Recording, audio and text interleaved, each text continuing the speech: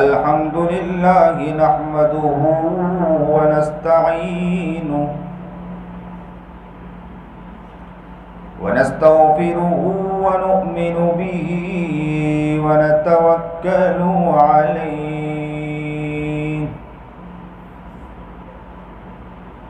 ونعوذ بالله من شرور أنفسنا ومن سيئات أعمالنا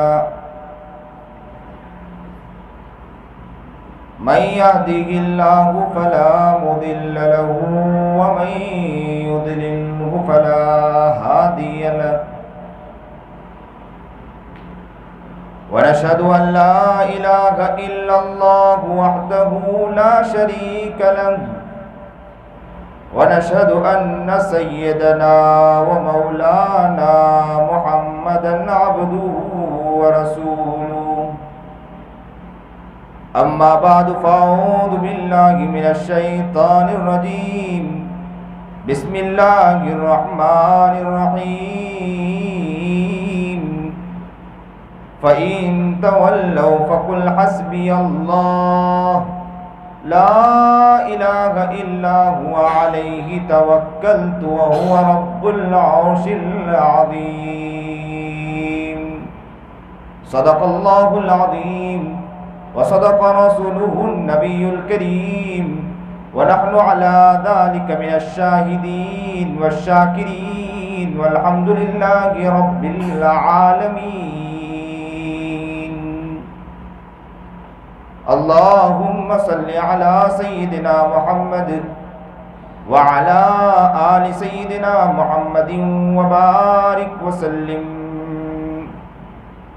اللهم صل على سيدنا محمد وعلى آل سيدنا محمد وبارك وسلم اللهم صل على سيدنا محمد وعلى آل سيدنا محمد وبارك وسلم. واجب الاحترام قابل تقریب بزرگان محترم،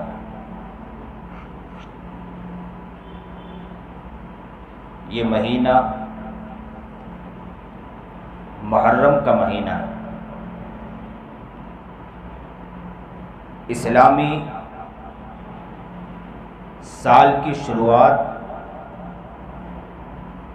اسی مہینے سے ہوتی ہے اور اسلامی ہجری سال بھی اسی سے شروع ہوتا ہے. سال کی شروعات بھی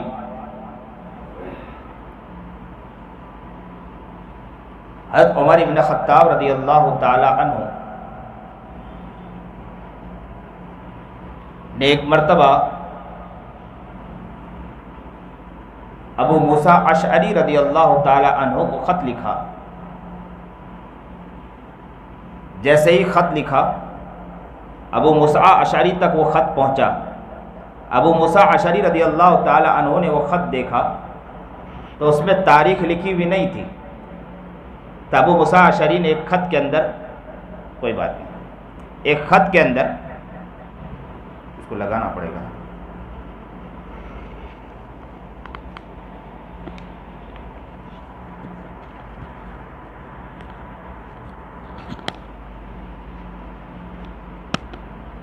تو ایک خط کے اندر یہ لکھ دیا. حضرت عمر ابن خطاب سے کہا کہ اسلام عالمی مذہب ہے، عالمگیر مذہب ہے، تو اسلامی سال کی شروعات بھی ہونا چاہیے، اسلامی تاریخ بھی ہونی چاہیے، اور کتنے خطوط جو لکھے جاتے ہیں کہ کب لکھے گئے، کس وقت پہنچے، حکم کیا نافذ کیا گیا، سامنے کس وقت حکم نافذ کیا گیا اور عمل کب کیا گیا، ساری تاریخیں ہونی چاہیے. عمر کو یہ مشورہ بہت پسند آیا ابو موسیٰ اشعری کا. صحابہ کرام رضوان اللہ تعالیٰ علیہ مجمعین کو، بڑے بڑے اکابر صحابہ، ان کو جمع کیا. عمر ابن خطاب رضی اللہ تعالیٰ عنہ نے مشورہ کیا کہ کیا کرنا چاہیے. سال کی شروعات اسلامی سال تو ہونا چاہیے. تو کہا کہ کیا کریں اس متعلق. بعض صحابہ نے مشورہ دیا کہ جناب سرکار دو عالم صلی اللہ علیہ وسلم کی پیدائش جو ہی ہوئی نا، ان سال سے اسلامی سال کی شروعات کی جائے. لیکن مسئلہ عمر ابن خطاب رضی اللہ تعالی عنہ نے فرمایا کہ نبی کریم جناب سرکار دو عالم صلی اللہ علیہ وسلم کی پیدائش سے تو یہ الگ بات ہے کہ ہم سب مانتے ہیں آقا نامدار جناب سرکار دو عالم صلی اللہ علیہ وسلم کی پیدائش ہوئی، ظلمات چھٹ گئے. آقا نامدار جناب سرکار دو عالم صلی اللہ علیہ وسلم کی پیدائش ہوئی، 14 کنگورے گر گئے. کئی واقعات رونما ہوئے کیونکہ نبی کی آمد ہوئی، کسی اور کی آمد نہیں ہوئی. کون آیا؟ محمد عربی جناب سرکار دو عالم صلی اللہ علیہ وسلم آیا. نبی کریم جناب سرکار دو عالم صلی اللہ علیہ وسلم کی آمد تو آمد ہی ہے، لیکن عمر ابن خطاب رضی اللہ تعالی عنہ نے فرمایا کہ ایک تو تاریخ میں بھی آگے پیچھے، تو پھر دوسرا مشورہ لیا گیا تو نبوت سے کہا گیا، لیکن ایک مشورہ وفات کے اوپر بھی آیا.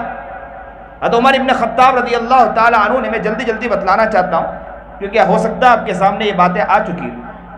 وفات سے متعلق بتلایا گیا تو وفات سے متعلق بھی یہی بات آئی کہ نبی کریم جناب سرکار دو عالم صلی اللہ علیہ وسلم کی وفات ہم سب کے لیے غم کی بات ہے، اور اس سے شروعات کی جائے مناسب نہیں معلوم ہوتا ہے. بچے خاموش رہے تاکہ یہ ہے کہ دوسرے لوگوں کو سننے میں دقت محسوس نہ ہو.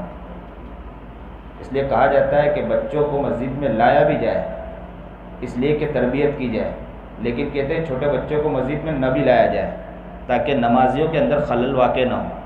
بہت اچھا غور سے مجمع سنتا ہوا توجہ وہاں چلی جاتی ہے. وہ بچے ادھر سے ادھر چھیڑ رہے ہیں، اب بہت پیارے ہو ماشاءاللہ، آپ ہی ٹک لگا کر بیٹھو گے تو بوڑھوں کو کام دو بھائی، یہ کام آپ کا نہیں ہے. بچوں آپ آ جاؤ، آگے سے آ جاؤ، آپ کو ادب ہونا چاہیے، احترام ہونا چاہیے، سمجھے کہ نہیں؟ ابھی سے ادب سیکھو گے تو بہت آگے جاؤ گے. یہ بوڑھوں کو جگہ دو ادھر بیٹھنے کی، جوانوں کا کام پیچھے بیٹھنا نہیں ہے بھائی، دیکھیں بوڑھوں کا کام ہے بیچارے پیچھے بیٹھے ٹیک لگا کر، وہ بیچارے سنے اچھی طرح. اب یہ نوجوان جا کر پیچھے بیٹھ جائے کیا کام کریں گے؟ اور کہتے ہیں کہ بڑی بڑی باتیں کرتے ہیں، ہم بہت کریں گے انشاءاللہ، ساتھ دیں گے آپ کو، لیکن جب ساتھ دینے کا وقت آتا ہے تو ٹیک لگا کر پیچھے بیٹھے ہوتے ہیں. مولوی تم بیان کرو، ہم بیٹھ کے سن رہے ہیں پیچھے سے آپ کی باتیں، سمجھے؟ تو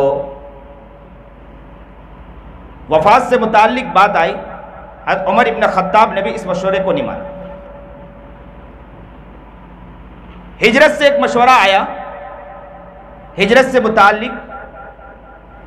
جیسے ہی ہجرت سے متعلق یہ مشورہ آیا تو یہ پسند اس لیے بھی آیا کہ ہجرت جو ہے نا وہ فتح کو بتلا رہی تھی. ہجرت کس کو بتلا رہی تھی؟ فتح کو بتلا رہی تھی، جس سے یہ معلوم ہو رہا تھا کہ جو حالات آئے ہیں، حالات ایک پر نہیں آئے تھے، پورے صحابہ پر حالات آئے تھے. وہ حالات دکھا رہے تھے کہ حالات اتنے سخت تھے، اتنے سخت حالات تھے، ان حالات کو دیکھتے ہوئے ہجرت کرنا پڑا.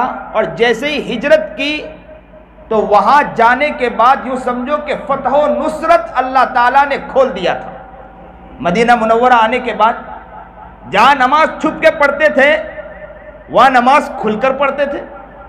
اور یہاں تک کہ آج مجھے خوشی بھی ہے کہ یہاں مسجد میں بیٹھے ہیں، اللہ سے میں دعا کرتا ہوں کہ میں جس وقت آیا تھا مجھے بتلایا گیا تھا کہ یہاں مسجد کا ارادہ بھی، میں نے کہا تھا کہ مسجد کو بڑا کریے. اس وقت میرے دل میں خیال آیا کہ مسجد بہت چھوٹی ہے. میں نے کسی فرد سے کہا کہ مسجد بہت چھوٹی ہے، مسجد بڑی ہونی چاہیے. میرا مزاج ہے کہ میں جہاں بھی ایسی مسجد دیکھتا ہوں تو میں کہا کرتا ہوں. تو پھر دل میں خیال آیا کہ قریب میں جگہ تو ہے نہیں کہ کہاں مسجد بڑی ہوگی، لیکن پھر بھی میں نے احباب سے کہا کہ اگر کوشش کی جائے تو کچھ نہ کچھ ہوگا. تو کسی نے کہا کہ انشاءاللہ ارادہ کر رہے ہیں ہم لوگ. جب ارادے کی بات آئی تو میں نے اسی وقت رمضان میں اعلان کر دیا تھا کھل کر، اور میں نے کہا تھا کہ آپ لوگ انشاءاللہ دم بھر لیں. پھر یاد رکھو کہ راستہ کھولنے والی ذات اس رب کریم کی ہے. آپ کوشش کریں، طاقت دینے والی ذات اس کی ہے. یاد رکھو کمال آپ میں نہیں، کرنے والی ذات اللہ کی ہے. آپ کو آگے بڑھنا ہے، طاقت اللہ عطا فرمائے گا. محنت آپ کریں، کوشش آپ کریں، راستہ اللہ کھولے گا. کریے تو صحیح، آگے تو بڑھے. کتنوں کو دیکھا ہے کیسے کیسے کام میں آگے بڑھتے ترقی پاتے ہیں. ہم کس کا گھر بنا رہے؟ اللہ کا گھر بنا رہے ہیں. وہ رب کعبہ کی قسم کھا کر کہہ سکتا ہوں کہ جس کا گھر بنا رہے ہیں اللہ ضرور ساتھ دے گا انشاءاللہ. نبی کریم جناب سرکار دو عالم صلی اللہ علیہ وسلم مدینہ منورہ پہنچتے ہی کام پہلا کیا مسجد بنائی اور لگ گئے. سارے صحابہ ایک ساتھ لگ گئے. میں تو کہتا ہوں ایک کام یہاں پر اس علاقے میں یہ بھی کریں انشاءاللہ سب مل کر کہ یہ علاقے کے سارے لوگ جہاں پر مزدور لگیں گے انشاءاللہ ہم سب ساتھ لگیں گے انشاءاللہ. اینٹ ہم لگائیں گے، ریتی کپچی ہم لائیں گے انشاءاللہ اور وہاں پر کام کریں گے اور یہ کہیں گے اللہ تیرا گھر بن رہا ہے. مدینہ منورہ میں جس طرح لوگوں نے مل کر گھر بنایا تھا، اللہ کا گھر بنایا تھا، سب ایک ساتھ مل گئے تھے. اسی وقت آقا نامدار محمد جناب سرکار دو عالم صلی اللہ علیہ وسلم بھی خدمت میں لگے ہوئے تھے. کون لگا ہے؟ محمد عربی جناب سرکار دو عالم صلی اللہ علیہ وسلم مسجد کی خدمت میں لگے ہوئے. ہم ان سے بڑھ کر تو نہیں ہے نا. گھر کس کا ہے؟ اللہ کا گھر ہے. آج بھی ایسی بہت سی جگہ ہیں، ایسی مسجدیں ہیں جس کے بارے میں کہا جاتا ہے کہ وہاں کوئی مزدوروں نے کام نہیں کیا ہے، بس مزدور کو بلایا گیا تھا دکھانے کے لیے، باقی سارے علاقے والوں نے مل کر محنت کی اور پوری مسجد کو تعمیر کی.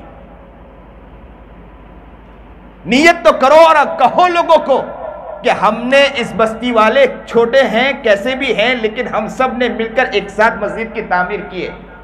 اور حالات چل رہے ہیں، دنیا کو بھی دکھا دے کہ تم چاہے اپنی بھرپور کوشش کر لیں، ہم بھی اپنی بھرپور طاقت اللہ کے گھر کو بنانے میں لگا رہے ہیں. تم مسجد سے کوسوں دور کرو، ہم مسجد سے اتنا جوڑ رہے ہیں، ہم اپنے رب کے گھر کو اپنے ہاتھ سے بنا رہے ہیں. اللہ ہمیں وہ طاقت عطا فرما دے، ہمیں وہ ہمت عطا فرما دے. رمضان میں وہ آواز لگائی تھی لیکن اللہ کا شکر ہے کہ وہ آواز لگی. کمزور کا آواز لگانا تھا لیکن اللہ نے اس کو دل میں اتار دی اور یہاں مسجد کی تعمیر ہونے والی ہے. سنا ہے کہ ان قریب جگہ بھی لینا ہے، لینے والے ہیں. اس کی کوشش یا کافی حد تک کام پہنچ بھی چکا، بات بھی ہو چکی ہے. اللہ تو اس کو کامیاب کرنے والا، تو ہی کامیابی عطا فرما دے. آپ کو قبول فرمائے. آپ اسی طرح ہمت کریں، کوشش کریں، کامیابی کی طرف بھاگیں. انشاءاللہ ضرور اللہ آپ کو کامیاب کرے گا، انشاءاللہ ناکام نہیں کرے گا.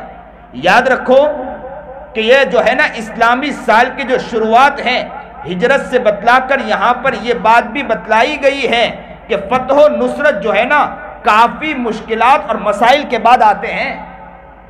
جب تک مکہ المکرمہ میں نبی کریم جناب سرکار دو عالم صلی اللہ علیہ وسلم تھے سخت تکلیفیں دی گئی، صحابہ کو سخت ستایا گیا، سخت تکلیفیں دی گئی. ایسا ٹارچر کیا گیا، ایسا ٹارچر کیا گیا کہ صحابہ کرام رضوان اللہ تعالی علیہم اجمعین کا جب واقعہ سنتے تو آنکھوں آنسو بہانے پر مجبور ہو جاتے.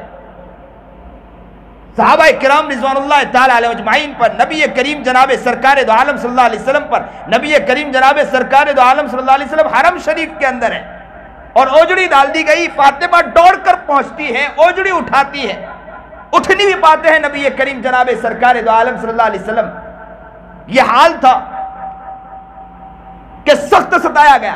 طائف کا واقعہ ملتا ہے کہ نبی کریم جناب سرکار دو عالم صلی اللہ علیہ وسلم طائف جاتے ہیں دعوت دینے کے لیے اور جب وہاں پہنچتے ہیں 3 نوجوان کو جب دعوت دیتے ہیں وہاں کے اہل ثروت تھے، بہت مشہور تھے، معزز لوگوں میں تھے. انہیں جب دعوت دی تو انہوں نے بات کو نہ مانا اور ساتھ میں چند بچوں کو پیچھے لگا دیا. جب بچوں کو پیچھے لگایا اور انہوں نے پتھر مارنا شروع کیا، کنکریاں مارنا شروع کیا. نبی کریم جناب سرکار دو عالم صلی اللہ علیہ وسلم، اللہ کے رسول جناب سرکار دو عالم صلی اللہ علیہ وسلم یہاں بچ رہے ہیں، یہاں بچ رہے ہیں، یہاں بچ رہے ہیں اور پتھروں پر پتھر مار رہے ہیں. بچے اوباش بچوں کو پیچھے لگا دیا، پتھر مار رہے ہیں. نبی کریم جناب سرکار دو عالم صلی اللہ علیہ وسلم کے بدن مبارک سے خون بہنے لگا، خون کا فوارہ چھوٹ پڑا. کہتے ہیں کہ خون اتنا بہا اور پیروں سے بھی خون نکلنے لگا کہ وہ موجڑیوں کے اندر آنے لگا. نبی کریم جناب سرکار دو عالم صلی اللہ علیہ وسلم یوں ہاتھ رکھ کر بیٹھ گئے, خون بہنے لگا, عرش ہل چکا, فرشتے ادھر ادھر دوڑنے لگے, اللہ کے پاس پہنچے, کہا اللہ آپ حکم دے دیجئے انہیں تباہ کر دیں, ہم لوگ ان قوموں کو تباہ کر دیں. میں کہتا ہوں کہ صرف فرشتے نہیں ہلیں گے, شجر و حجر بھی کانپ گئے ہوں گے کہ کس کو, کون, آقا نامدار محمد عربی جناب سرکار دو عالم صلی اللہ علیہ وسلم میرا محبوب تھا, کوئی اور نہیں تھا, اور اسی محبوب کے لیے تو یہ کائنات بنائی گئی, یہ آسمان و زمین بنائی گئی. کس کے لیے بنائی گئی؟ میرے محمد عربی جناب سرکار دو عالم صلی اللہ علیہ وسلم کے لیے ہی بنائی گئی ہے. یہ ساری چیزیں بنائی گئی.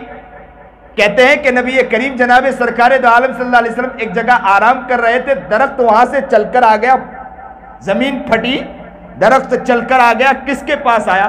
محمد عربی جناب سرکار دو عالم صلی اللہ علیہ وسلم کی خدمت میں پہنچ گیا, اور دیکھا اور چل دیا سلام پیش کر کے. کہتے تھے کہ نبی علیہ الصلوۃ والسلام جب چلتے تھے تو پتھر بھی اٹھ کر سلامی پیش کرتے تھے کہ کون جا رہا ہے؟ محمد عربی جناب سرکار دو عالم صلی اللہ علیہ وسلم جا رہے ہیں. خندق کا واقعہ, ایک غار کا واقعہ ہے کہ غار میں نبی کریم جناب سرکار دو عالم صلی اللہ علیہ وسلم آرام فرما رہے ہیں. کہتے ہیں کہ نبی کریم جناب سرکار دو عالم صلی اللہ علیہ وسلم غار میں پہنچے, ابو بکر صدیق بھی ساتھ تھے. اللہ کے رسول جناب سرکار دو عالم صلی اللہ علیہ وسلم بیٹھے ہیں, ابو بکر صدیق بیٹھے ہیں, اور نبی کریم جناب سرکار دو عالم صلی اللہ علیہ وسلم کا سر ابو بکر صدیق کے گود میں تھا, اور جو سوراخ تھے اس سوراخ کو بند کیا گیا تاکہ کوئی سوراخ سے کوئی زہریلا جانور نہ آ جائے. ایک سوراخ باقی تھا جہاں پر پیر رکھ دیا تھا ابو بکر صدیق نے. کہتے ہیں کہ نبی کریم جناب سرکار دو عالم صلی اللہ علیہ وسلم آرام فرما رہے تھے. آقا ہے نا, سنیے اور دل کے کانوں سے سنیے. نبی کریم جناب سرکار دو عالم صلی اللہ علیہ وسلم کا چہرہ ابو بکر صدیق کی طرف تھا, اوپر آسمان کی طرف, اور ابو بکر صدیق کا چہرہ کس کی طرف تھا؟ محمد عربی جناب سرکار دو عالم صلی اللہ علیہ وسلم کی طرف. یہاں میں ایک نقطہ اور بتلاتا چلوں. صحابہ کرام کا ایک مزاج تھا, وہ مزاج یہ تھا کہ نبی علیہ الصلوۃ والسلام جب بھی بیٹھتے تھے چہرہ نبی علیہ الصلوۃ والسلام سے ہٹتا نہیں تھا. یہاں بھی نبی کریم جناب سرکار دو عالم صلی اللہ علیہ وسلم گود میں آرام فرما رہے تھے, سر مبارک ابو بکر صدیق کے گود میں تھا, تو ابو بکر صدیق کا چہرہ ہٹ سکتا تھا؟ ذرا ادھر ادھر ہٹا سکتے تھے؟ وہ ہٹا نہیں سکتے تھے. وہ یوں نبی کریم جناب سرکار, اور کون چاند جیسا پیکر محمد عربی جناب سرکار دو عالم صلی اللہ علیہ وسلم کا چہرہ ہو, اور وہ مبارک چہرہ مل گیا ہو, تو ابو بکر صدیق ادھر ادھر چہرہ ہٹا سکتے؟ اسی لیے میں نقطہ بتلاتا ہوں, اکثر کہتا ہوں کہ ہماری بھی نگاہ محمد عربی سے ہٹنی نہیں چاہیے.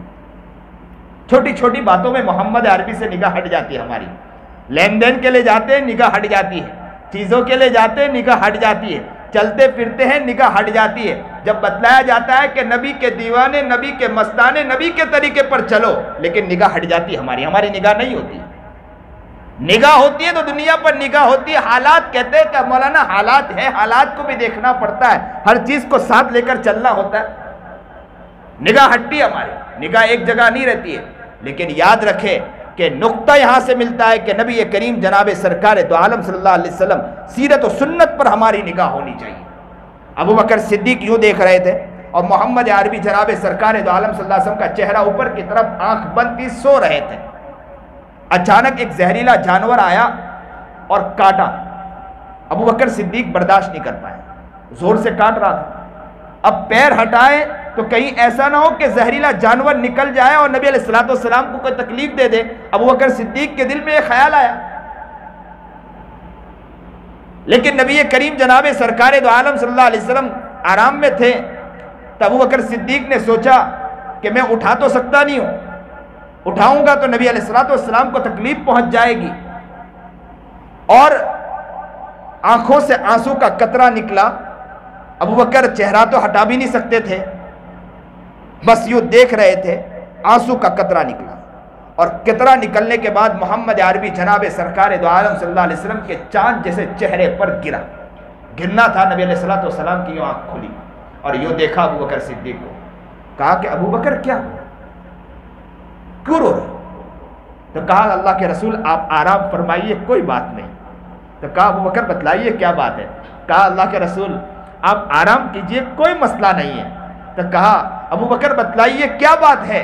تو ابو بکر نے کہا اللہ کے رسول کیا بتلاؤں، میرے ماں باپ آپ پر قربان ہو، بس ایک زہریلا جانور ہے جو مجھے کاٹ رہا ہے، جس کی تکلیف میں برداشت نہیں کر پایا، اس لیے آنکھوں سے آنسو نکل آئے. اللہ کے رسول جناب سرکار دو عالم صلی اللہ علیہ وسلم نے وہ پیر دھویا اور کہا لعاب لگایا، پیر اچھا ہو گیا. لیکن یہاں ایک نقطہ لکھا ہے کہ وہ جانور ابو بکر صدیق کو کیوں کاٹ رہا تھا؟ وہ جانور ابو بکر صدیق کو کیوں کاٹ رہا تھا؟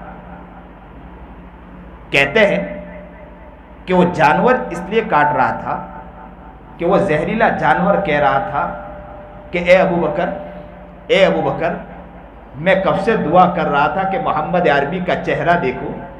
آج نبی کریم جناب سرکار دو عالم صلی اللہ علیہ وسلم اس غار میں آئے ہیں اور میں سوچ رہا تھا کہ نبی علیہ السلام کی زیارت کروں، تو نے پیر رکھ دیا، تو پیر تو ہٹا، مجھے بھی نبی کریم جناب سرکار دو عالم صلی اللہ علیہ وسلم کی زیارت تو کرنے دے. اللہ اکبر کبیرہ. یہ تھے کہ ڈال لگاتے تھے کہ محمد عربی جناب سرکار دو عالم صلی اللہ علیہ وسلم کی زیارت کریں. تو آپ سمجھے ذرا کہ طائف کے موقع پر جب نبی کریم جناب سرکار دو عالم صلی اللہ علیہ وسلم کے اوپر بچوں نے جب پتھر مارا ہوگا، خون سے نبی کریم جناب سرکار دو عالم صلی اللہ علیہ وسلم لہو لہان ہو گئے ہوں گے. جب لہو لہان ہو گئے ہوں گے تو کیا جہاں فرشتے ہل گئے ہوں گے وہاں آسمان و زمین نہیں ہلے ہوں گے؟ وہاں شجر و حجر نہیں ہلے ہوں گے؟ کیا شجر و حجر نے اللہ سے دعا نہیں کی ہوگی؟ اللہ میں کن کو دیکھ رہا ہوں؟ محمد عربی کو دیکھ رہا ہوں. پتھر بھی اٹھ اٹھ کے کہتے ہوں گے اللہ یہ کیا ہو گیا اس دنیا پر؟ کیا عذاب تو نہیں آئے گا؟ کیونکہ محمد عربی جناب سرکار دو عالم صلی اللہ علیہ وسلم کو ستایا جا رہا ہے، انہیں پتھر مارا جا رہا ہے. اور محمد عربی جناب سرکار دو عالم صلی اللہ علیہ وسلم پر جب حجر پھینکا جائے، پتھر پھینکا جائے، تو کیوں وہ اٹھ کر بھی کہتے نہیں ہوں گے؟ وہ بھی تو مچل گئے ہوں گے، آسمان مچل گئے، زمین مچل گئے، فرشتے دوڑ پڑے اللہ کے پاس، اللہ سے جا کر کہنے لگے اللہ اجازت دے دیجئے دونوں پہاڑوں کے درمیان انہیں وہ کر دو، وہ ختم کر دیں. اللہ کے رسول اللہ تعالیٰ نے فرمایا کہ فرشتوں جاؤ آپ کر لو، لیکن محمد عربی جناب سرکار دو عالم صلی اللہ علیہ وسلم سے اجازت بھی لے لینا. اللہ کے رسول جناب سرکار دو عالم صلی اللہ علیہ وسلم کی خدمت میں فرشتے آئے اور کہا آپ کہیں. آپ کو واقعہ تو معلوم ہے. اللہ کے رسول جناب سرکار دو عالم صلی اللہ علیہ وسلم نے فرمایا نہ کہہ دی کہ ہو سکتا ہے ان کی نسلوں میں کوئی ایسا ہو کہ جو دین قبول کر لے. کہتے خون ایک باغ میں جا کے بٹھایا اور باغ کے اندر اللہ کے رسول جناب سرکار دو عالم صلی اللہ علیہ وسلم کا وہ باغبان تھا، اس نے پانی پیش کیا. اللہ کے رسول جناب سرکار دو عالم صلی اللہ علیہ وسلم نے بسم اللہ الرحمن الرحیم پڑھ کر تو فوراً اس باغبان نے کہا کہ مجھے یہاں کے آپ نہیں لگتے ہو، کیونکہ یہ الفاظ. تو کہا کہ میں مسلمان. اللہ کے رسول جناب سرکار دو عالم صلی اللہ علیہ وسلم نے ان کو دعوت پیش کی تو اس نے اسلام قبول کر لیا. اللہ کے رسول جناب سرکار دو عالم صلی اللہ علیہ وسلم بہت غمزدہ تھے طائف سے آ کر، کیونکہ نبی علیہ السلام کے ذہن میں یہ تھا کہ کفار مکہ بھی میری بات نہیں سن رہے ہیں، چلو طائف چلا جاؤں، طائف والے میری بات سن لیں گے. لیکن طائف والے اس سے بھی سخت نکلے. طائف والوں نے بچوں کو لگایا، پیٹا، مارا.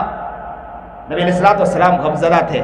اور یہیں پر یہ بات ملتی ہے کہ نبی کریم جناب سرکار دو عالم صلی اللہ علیہ وسلم کے اس غم کو ہلکا کرنے کے لیے اللہ رب العزت نے اپنے پاس بلا لیا، اپنے پاس بلایا. ابو بکر صدیق نے جس کی تصدیق کی، اسے راتوں رات جب یہاں سے نکلے اور مسجد اقصیٰ سے اللہ تعالیٰ کے پاس جب پہنچے، آسمان کے اوپر سے گزرتے ہوئے اللہ کے پاس جب پہنچے تو جب آئے تو کفار مکہ نے ابو بکر صدیق کے پاس آ کر کہا کہ تیرا نبی تو ایسا کہتا ہے کہ راتوں رات میں پہنچ گیا. بات تو ابو بکر صدیق نے کہا کہ اگر محمد عربی جناب سرکار دو عالم صلی اللہ علیہ وسلم نے کہا ہے تو بات پکی اور سچی ہے. کسی اور نے کہا ہوگا تو میں مانوں گا نہیں، لیکن اگر محمد عربی جناب سرکار دو عالم صلی اللہ علیہ وسلم نے اگر یہ بات کہی ہے تو بات غلط نہیں ہو سکتی، بات غلط نہیں ہو سکتی. اس لیے تو ابو بکر کو صدیق کہا گیا. اور کیا محبت تھی ابو بکر کو، کیا محبت تھی نبی کریم جناب سرکار دو عالم صلی اللہ علیہ وسلم سے، حد درجہ محبت تھی. کہتے ہیں ابو بکر کے بارے میں ایک مرتبہ کفار مکہ نے پکڑ کے انہیں خوب مارا، ادمرا کر دیا. کہتے ہیں بے ہوش کی طرح ہو گئے، گھر میں لیٹے ہوئے تھے. ہوش آیا، جیسے ہی ہوش آیا ابو بکر صدیق کو تو آنکھ کھولتے ہی اپنے گھر کے افراد، عورتیں بیٹھی تھی، ان سے کہا کہ محمد عربی جناب سرکار دو عالم صلی اللہ علیہ وسلم کہاں ہے؟ تو کہا کہ اللہ کے رسول وہی ہیں. تو کہا کہ مجھے اللہ کے رسول کے پاس جانا ہے. تو کہا کہ آپ کچھ کھا لیجئے، بعد میں اللہ کے رسول کے پاس جائیے، آپ کی حالت ایسی نہیں ہے. تو کہا نہیں. دو عورتوں کے سہارے پر اللہ کے رسول کے پاس پہنچے، اور جیسے ہی نبی کریم جناب سرکار دو عالم صلی اللہ علیہ وسلم کو ابو بکر نے دیکھا، بس دیکھنا تھا، کہتے چل بھی نہیں سکتے تھے، لیکن جیسے ہی ابو بکر نے محمد عربی جناب سرکار دو عالم صلی اللہ علیہ وسلم کو دیکھا، ہاتھ دونوں چھوڑے، لپک پڑے محمد عربی جناب سرکار دو عالم صلی اللہ علیہ وسلم سے اور چومنے لگے. یہ محبت تھی، حد درجہ محبت تھی. اسی لیے تو نبی کریم جناب سرکار دو عالم صلی اللہ علیہ وسلم کے بارے میں آتا ہے کہ جب آخری موقع پر نبی علیہ السلام نے بلیغ خطبہ دیا اور فرمایا کہ اب کسی کو مجھ سے بدلہ لینا ہو بدلہ لے لیجئے، کسی کو مجھ سے جو کرنا ہو. تو لوگ سمجھ نہیں پائے، لیکن ابو بکر صدیق پیچھے بیٹھے تھے، سمجھ گئے کہ اللہ کے رسول کا آخری وقت ہے دنیا کے اندر. بس یہ سننا تھا. ابو بکر صدیق زاروں قطار رو پڑے، خوب رو رہے تھے، ہچکیاں مار مار کے رو رہے تھے، کیونکہ ابو بکر صدیق سمجھ گئے تھے، کیونکہ ایسی محبت تھی ابو بکر صدیق کو نبی کریم جناب سرکار دو عالم صلی اللہ علیہ وسلم سے کہ ایک ایک اشارے کو سمجھ جایا کرتے تھے. نبی کریم جناب سرکار دو عالم صلی اللہ علیہ وسلم نے خطبہ دینے کے بعد کہا کہ جس کو بدلہ لینا ہو بدلہ لینا. ایک شخص واقعہ نکلا تو اسے بھی بتلا دوں. کہتے ہیں کہ ایک شخص بیٹھا تھا، وہ کھڑا ہوا کہ اللہ کے رسول مجھے بدلہ لینا ہے، مجھے آپ سے بدلہ لینا ہے. جیسے یہ کہا، صحابہ کرام رضوان اللہ تعالیٰ علیہ اجمعین کی نگاہ اس شخص کے پر پڑی. کہنے لگے کہ محمد عربی جناب سرکار دو عالم صلی اللہ علیہ وسلم سے تو بدلہ لینا چاہتا ہے. تو اللہ کے رسول جناب سرکار دو عالم صلی اللہ علیہ وسلم نے فرمایا کہ اسے روکو نہیں، آنے دو، اس لیے کہ جو بدلہ ہے میں یہی دے دوں، اللہ کے پاس میں اس کا جواب نہیں دے سکتا. تو پھر صحابہ کی آنکھوں میں آنسو تھے، زاروں قطار رو رہے تھے، اور اللہ کے رسول جناب سرکار دو عالم صلی اللہ علیہ وسلم کی طرف نگاہ تھی. پھر اس شخص کی طرف دیکھنے لگے اور کہنے لگے کہ تو محمد عربی جناب سرکار دو عالم صلی اللہ علیہ وسلم سے بدلہ لینا چاہتا ہے؟ کیا ہو گیا تجھے؟ بیٹھ جا تو. اللہ کے رسول جناب سرکار دو عالم صلی اللہ علیہ وسلم نے فرمایا کہ آنے دو اسے، آنے دو. اور صحابہ پھر کہنے لگے کہ تجھے کیا ہو گیا، بیٹھ جا. اس شخص نے کہا مجھے بدلہ لینا ہے نبی علیہ السلام سے. اللہ کے رسول نے کہا آنے دیجیے اسے. وہ شخص آگے بڑھتا ہے، صحابہ کرام رضوان اللہ تعالیٰ اجمعین کی چیخیں نکل جاتی ہیں، زاروں قطار رونے لگ جاتے ہیں. دیکھتے ہیں کہ محمد عربی جناب سرکار دو عالم صلی اللہ علیہ وسلم سے بدلہ لینا چاہتا ہے. اور صحابہ کا حال تو یہ تھا کہ عمر کا بھی حال تو آپ کو تو معلوم ہے کہ عمر کا حال تو یہ تھا کہ جیسے اگر کوئی معاملہ ہوتا تلوار نکل جاتی تھی.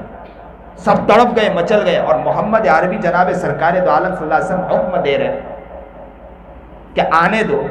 تو کون کیا کہے، وہ آگے بڑھتا ہے اور آگے آ کر کہنے لگتا ہے کہ اللہ کے رسول جناب سرکار دو عالم صلی اللہ علیہ وسلم، جب آپ نے بدلہ لیا تھا نا، آپ نے جب مجھے مارا تھا، اس وقت میرے بدن پر کپڑا نہیں تھا.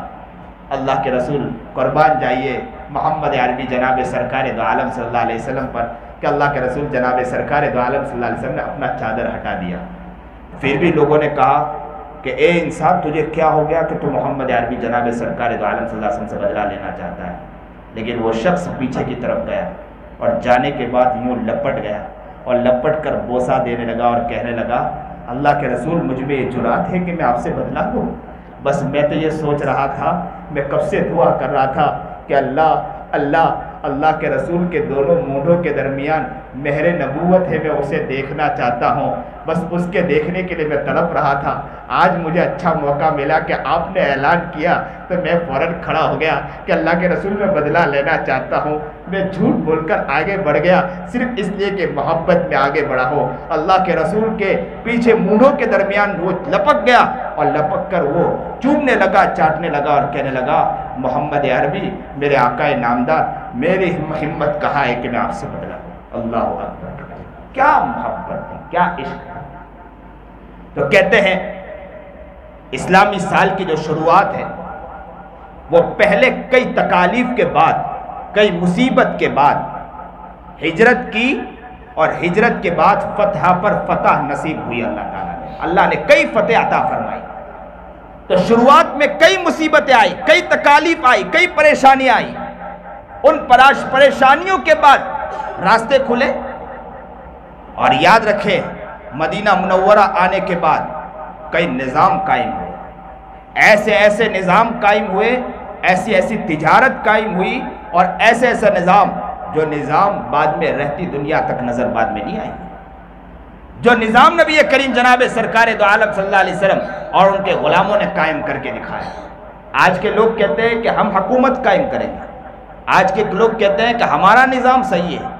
نظام دیکھنا ہو تو محمد عربی جناب سرکار دو عالم صلی اللہ علیہ وسلم اور ان کے غلاموں کا دیکھیں۔ جو ابو بکر اور عمر اور عثمان اور علی نے بنایا تھا وہ نظام جا کر دیکھیں، کیا نظام بنایا تھا۔ وہ ایک تھا نا، ایک لطیفہ یاد آ گیا، رو رہے ہیں تو ہنس بھی لے ذرا۔ کہتے ہیں کہ ایک پیر صاحب تھے، چلے گئے ایک علاقے میں، ان کے مرید صاحب بھی تھے۔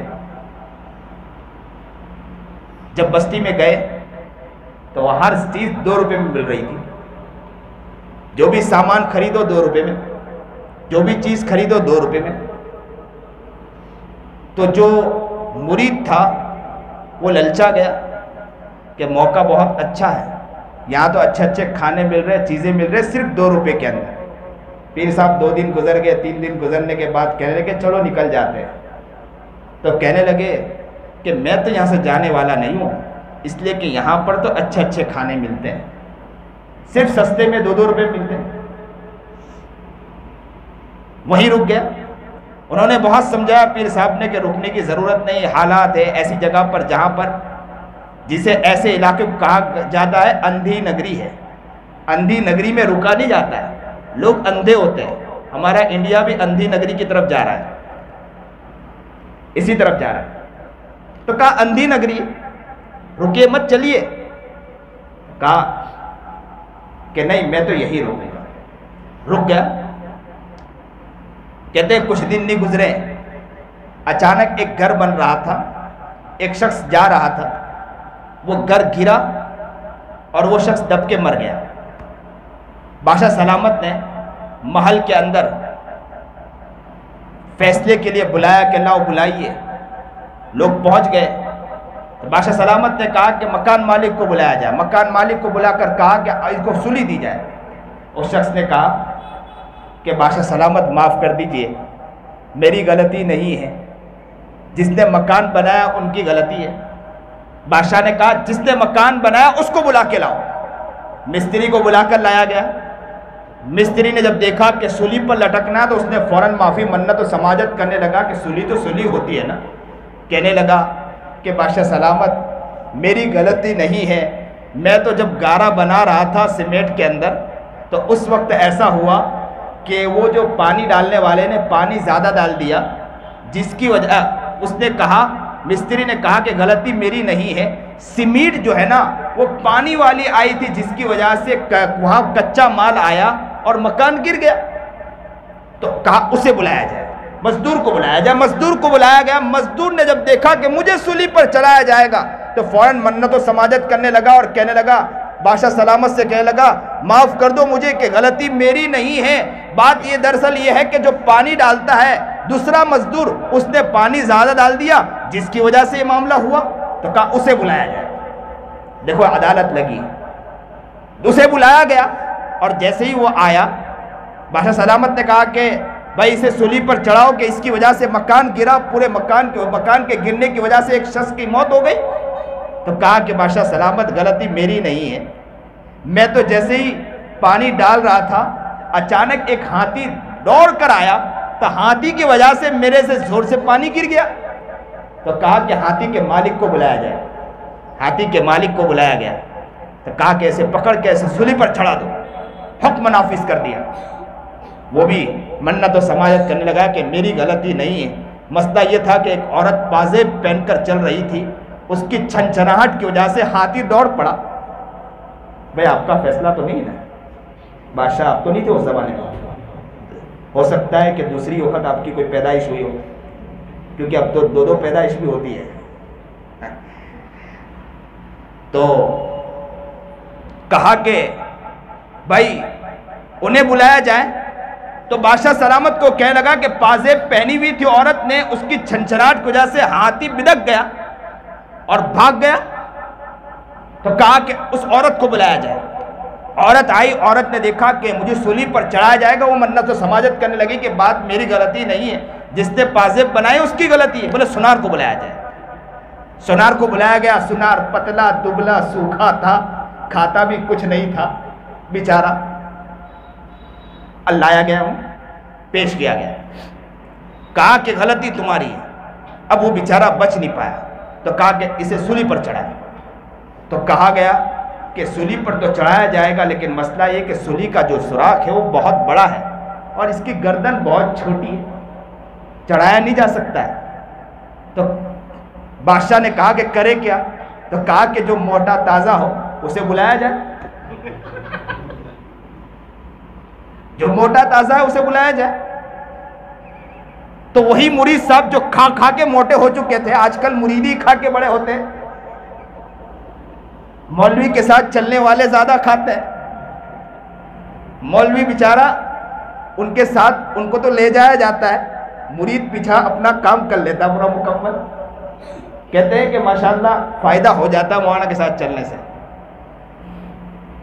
مرید صاحب بڑے تازے موٹے ہو چکے تھے، تو کہا کہ بادشاہ سلامت ایک موٹا تازہ آدمی اسے پکڑ کے لایا گیا کہ یہ ہے۔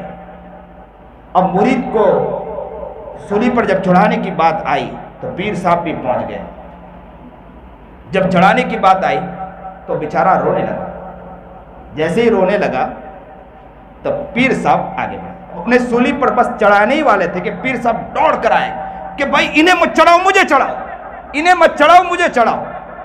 کوتوال نے پوچھا کہ کیوں، کیا بات ہے؟ مرید نے بھی کہا کہ بس گرو جی، پیر صاحب کیا بات ہے، کیوں آپ چڑھنا چاہ رہے ہو؟ تو کہا کہ اصل میں ابھی دیکھ رہا ہوں کہ اس سولی پر جو چڑھے گا وہ سیدھا جنت میں چلا جائے گا۔ کوتوال نے سوچا موقع اچھا ہے، میں ہی چڑھ جاؤں، سیدھا جنت میں چلا جاؤں گا۔ کوتوال دوڑ پڑا اور کہا کہ بھائی انہیں نہیں چڑھاؤ، میں چڑھوں گا، میں سیدھا جنت کی طرف جانا چاہتا ہوں۔ بادشاہ کا وزیر بھی سامنے بیٹھا تھا۔ بادشاہ کے وزیر نے دیکھا کہ کوتوال مجھ سے آگے نکل جائے گا، وزیر دوڑ پڑا کہ کوتوال آپ رک جائیے، میں جنت میں سیدھا جانا چاہتا ہوں۔ بادشاہ سلامت نے حکم نافذ کیا، آپ لوگ دوڑ رہے ہو، آپ کو شرم نہیں آتی؟ آپ کا بادشاہ پیچھے رہنا چاہتا ہے، آپ پیچھے ہٹو، میں جنت میں جانا چاہتا ہوں۔ سیدھا وہ چڑھ گیا بادشاہ۔ تو کھانے میں بھی تو چڑھتے ہیں، اس میں بھی چڑھ کے بتلائی، تو سیدھا جنت۔ تو اس کو کہتے اندھی نگری گنڈو راجا یا اندھی نگری چوپٹ راجا۔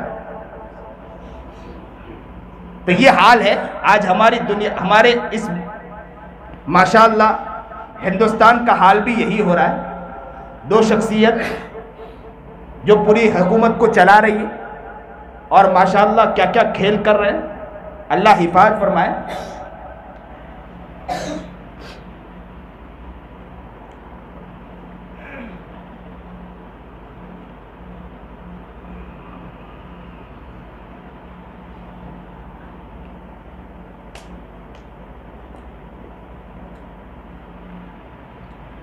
جب اسلامی سال کے میں نے بارے میں بتلایا کہ جہاں مصیبت آئی وہاں فتح بھی ملی ہے. اسی پر ہم بھی دیکھیں گے، لازم ہے کہ ہم بھی دیکھیں گے، ہم بھی دیکھیں گے، لازم ہے کہ ہم بھی دیکھیں گے وہ دن کے جس کا وعدہ ہے، وہ دن کے جس کا وعدہ ہے، جو لوح ازل میں لکھا ہے. جب ظلم و ستم کے کوہ گرا، جب ظلم و ستم کے کوہ گرا، روئی کی طرح اڑ جائیں گے، ہم بھی دیکھیں گے، لازم ہے کہ ہم بھی دیکھیں گے، ہم بھی دیکھیں گے. ہم کہتے ہیں حکومت والوں سے ظلم کرو، ہم بھی دیکھیں گے، لازم ہے کہ ہم بھی دیکھیں گے.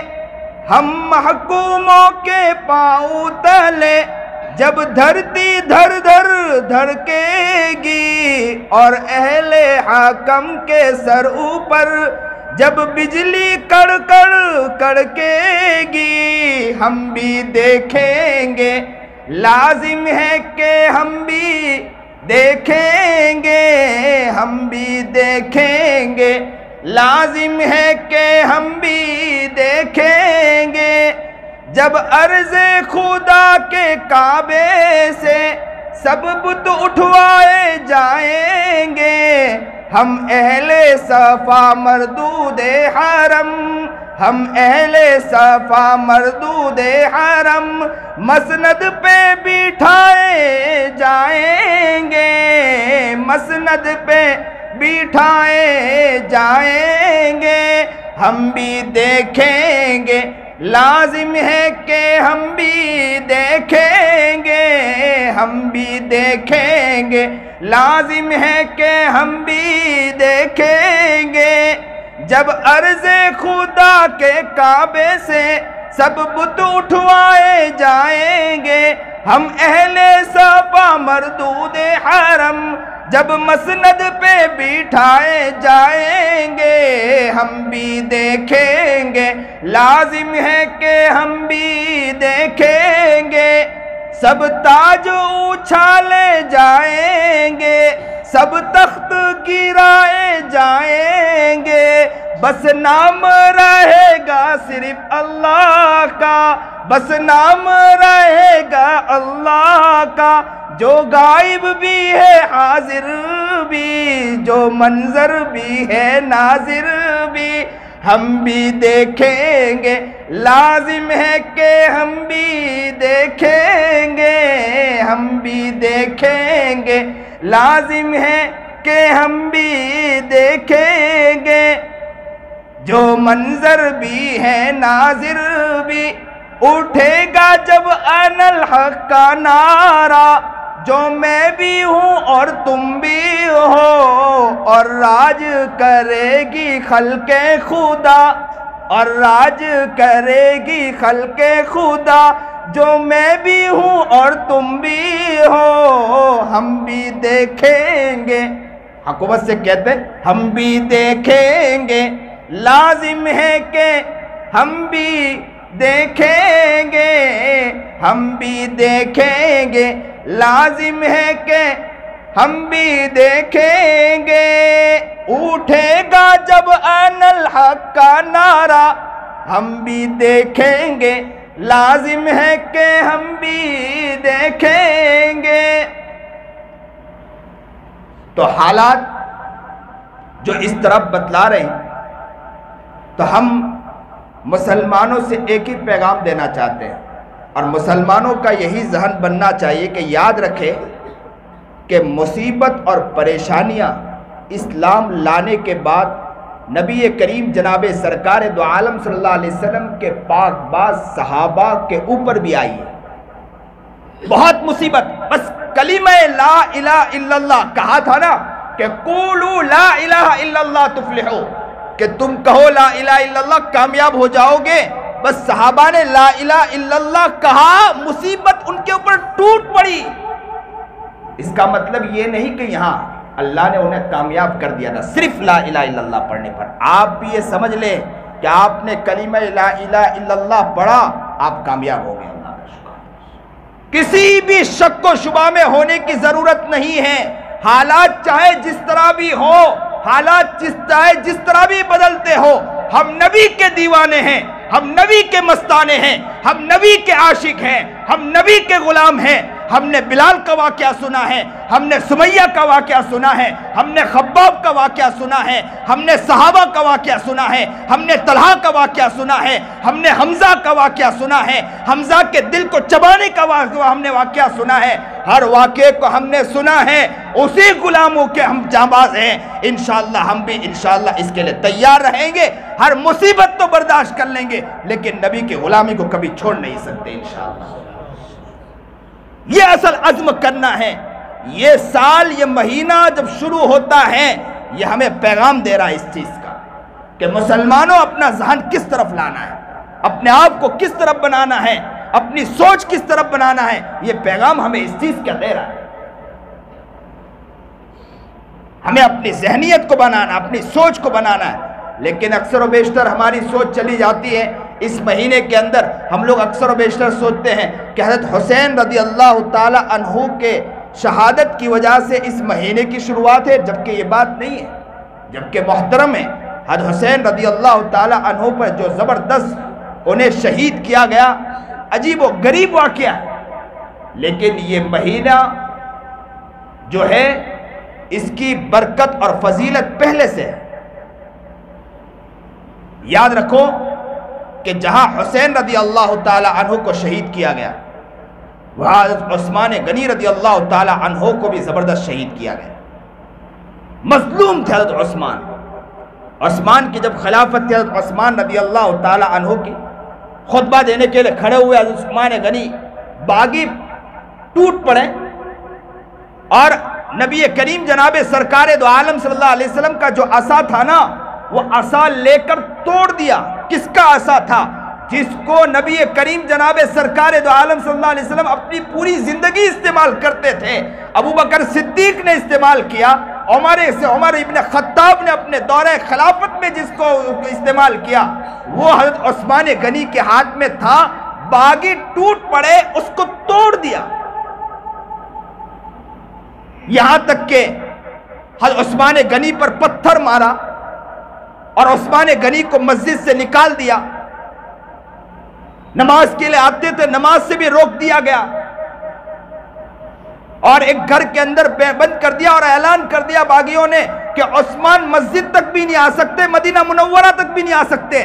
اور مدینہ منورہ وہ جگہ ہے کہ نبی کریم جناب سرکار دو عالم صلی اللہ علیہ وسلم جب مدینہ المنورہ میں تشریف لائے تھے تو نبی کریم جناب سرکار دو عالم صلی اللہ علیہ وسلم نے فرمایا تھا کہ مسجد تنگ ہو رہی ہے, کوئی ہے جو یہ جگہ لے کر دے سکتا ہے. تو کس نے جگہ لے کر دی تھی؟ یہی تو عثمان تھے جس نے جگہ لے کر دی ہے.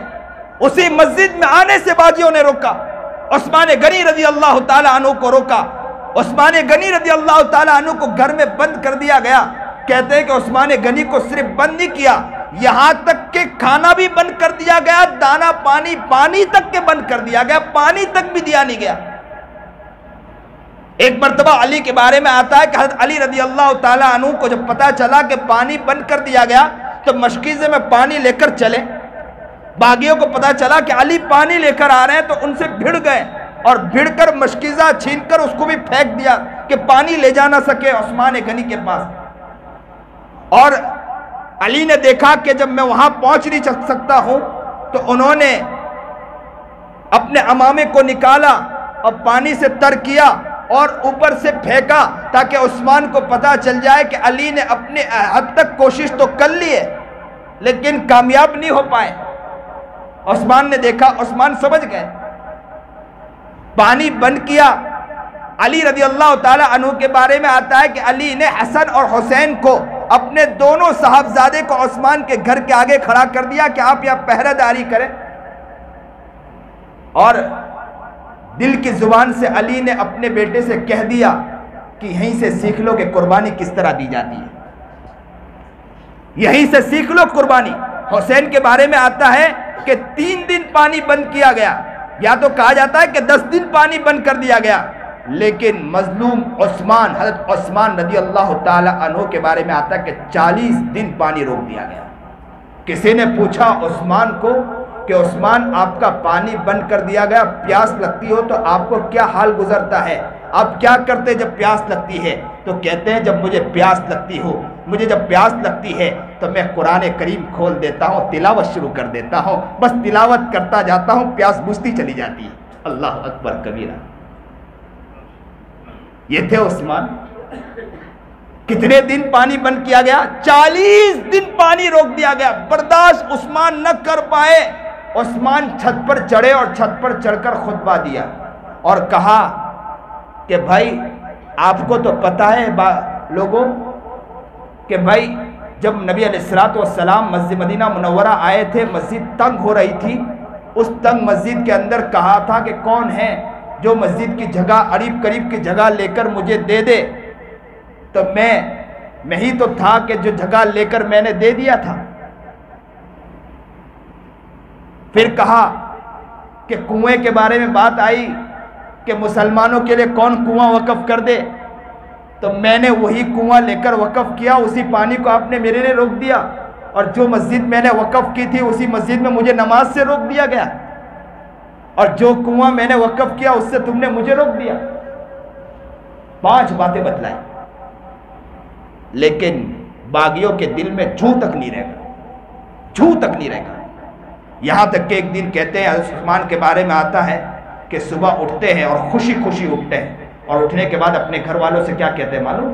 کہتے ہیں کہ میں نے نبی کریم جناب سرکار دو عالم صلی اللہ علیہ وسلم کو خواب میں دیکھا، اور نبی کریم جناب سرکار دو عالم صلی اللہ علیہ وسلم مجھے فرما رہے تھے، ابو بکر بھی ساتھ تھے، عمر بھی ساتھ تھے، اور کہتے ہیں اللہ کے رسول نے فرمایا کہ عثمان تو روزے سے، کیونکہ کھانا بھی نہیں تھا، بند تھا، پانی بھی بند تھا، تو کہا آج شام کو افطاری ہمارے ساتھ کرنی ہے، آج شام کو افطاری ہمارے ساتھ کرنی ہے۔ حسن حسین پہرہ داری کر رہے ہیں، سیکھ یہیں سے رہے، عثمان سے سیکھ رہے ہیں کہ قربانی اس طرح دی جاتی ہے۔ علی نے بند زبانوں سے اپنے بیٹے سے کہا کہ سیکھ لو کہ قربانی کس طرح دینی ہوتی ہے۔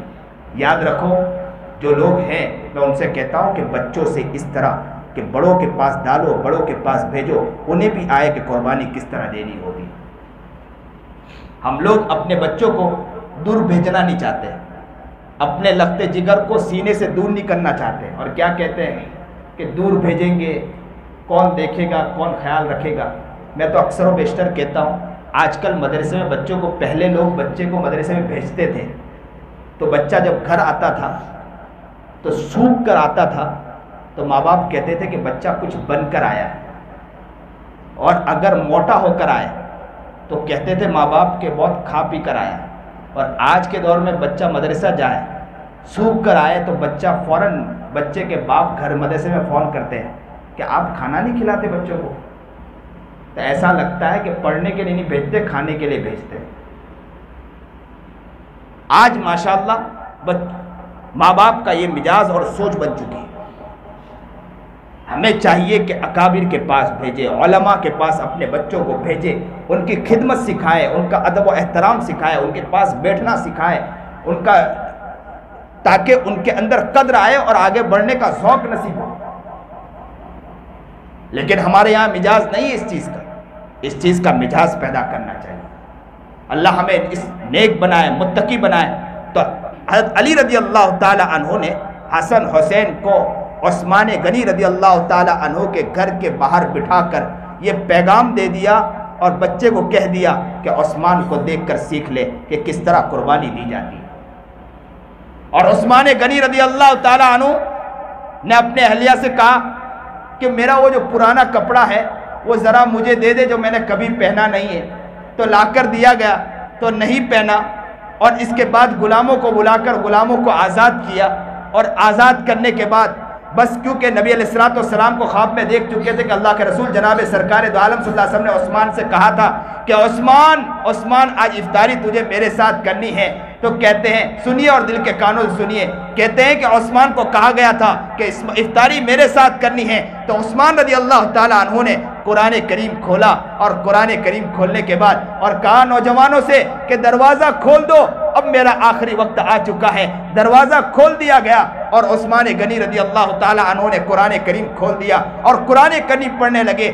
اچانک باغی لوگ اندر داخل ہوئے اور چھتوں سے چڑھ کر اندر داخل ہوئے، اور داخل ہونے کے بعد عثمان پر ٹوٹ پڑے. کہتے ہیں کہ ایک شخص نے راڈ مارا اور ایک شخص نے ایسی تلوار ایسی چیز چلائی جو یہاں سے مارا، خون کا فوارہ چھوٹ گیا اور ایک شخص سینے پر چڑھ گیا اور ایسا اس نے لوہے سے کوٹا ہے کہ سینہ چھلنی ہو گیا. اور دوسرے نے ایک نے تلوار چلائی. وائلہ جو ان کی بیوی تھی حضرت عثمان غنی رضی اللہ تعالیٰ عنہ کی، جو بہت محبت کرتی تھی، وہ آ گئی اور اس نے آ کر تلوار کو پکڑنا چاہا. کہتے ہیں کہ 3 انگلی کٹ گئی وائلہ کی، اور کہتی ہے کہ وہ آ کر کھڑی ہوئی، لیکن وہ لوگ رکتے نہیں تھے. انہوں نے خوب عثمان غنی رضی اللہ تعالیٰ عنہ، یہاں تک کہ کہتے ہیں کہ جب عثمان غنی رضی اللہ تعالیٰ عنہ کا انتقال ہوا اور جب خون کا فوارہ چھوٹا، اس وقت قرآن کریم کی یہ آیت پڑھ رہے تھے، فَسَيَكْفِيكَهُمُ اللَّهُ، اللہ تو ہی میرے لئے کافی ہے. اور کہتے ہیں کہ جب یہ پڑھ رہے تھے اور جب لگا تو جب دانت ٹوٹے، خون کا فوارہ چھوٹا، تو جس آیت پر گری وہ آیت بھی فَسَيَكْفِيكَهُمُ اللَّهُ تھا، اللہ تو ہی میرے لئے کافی.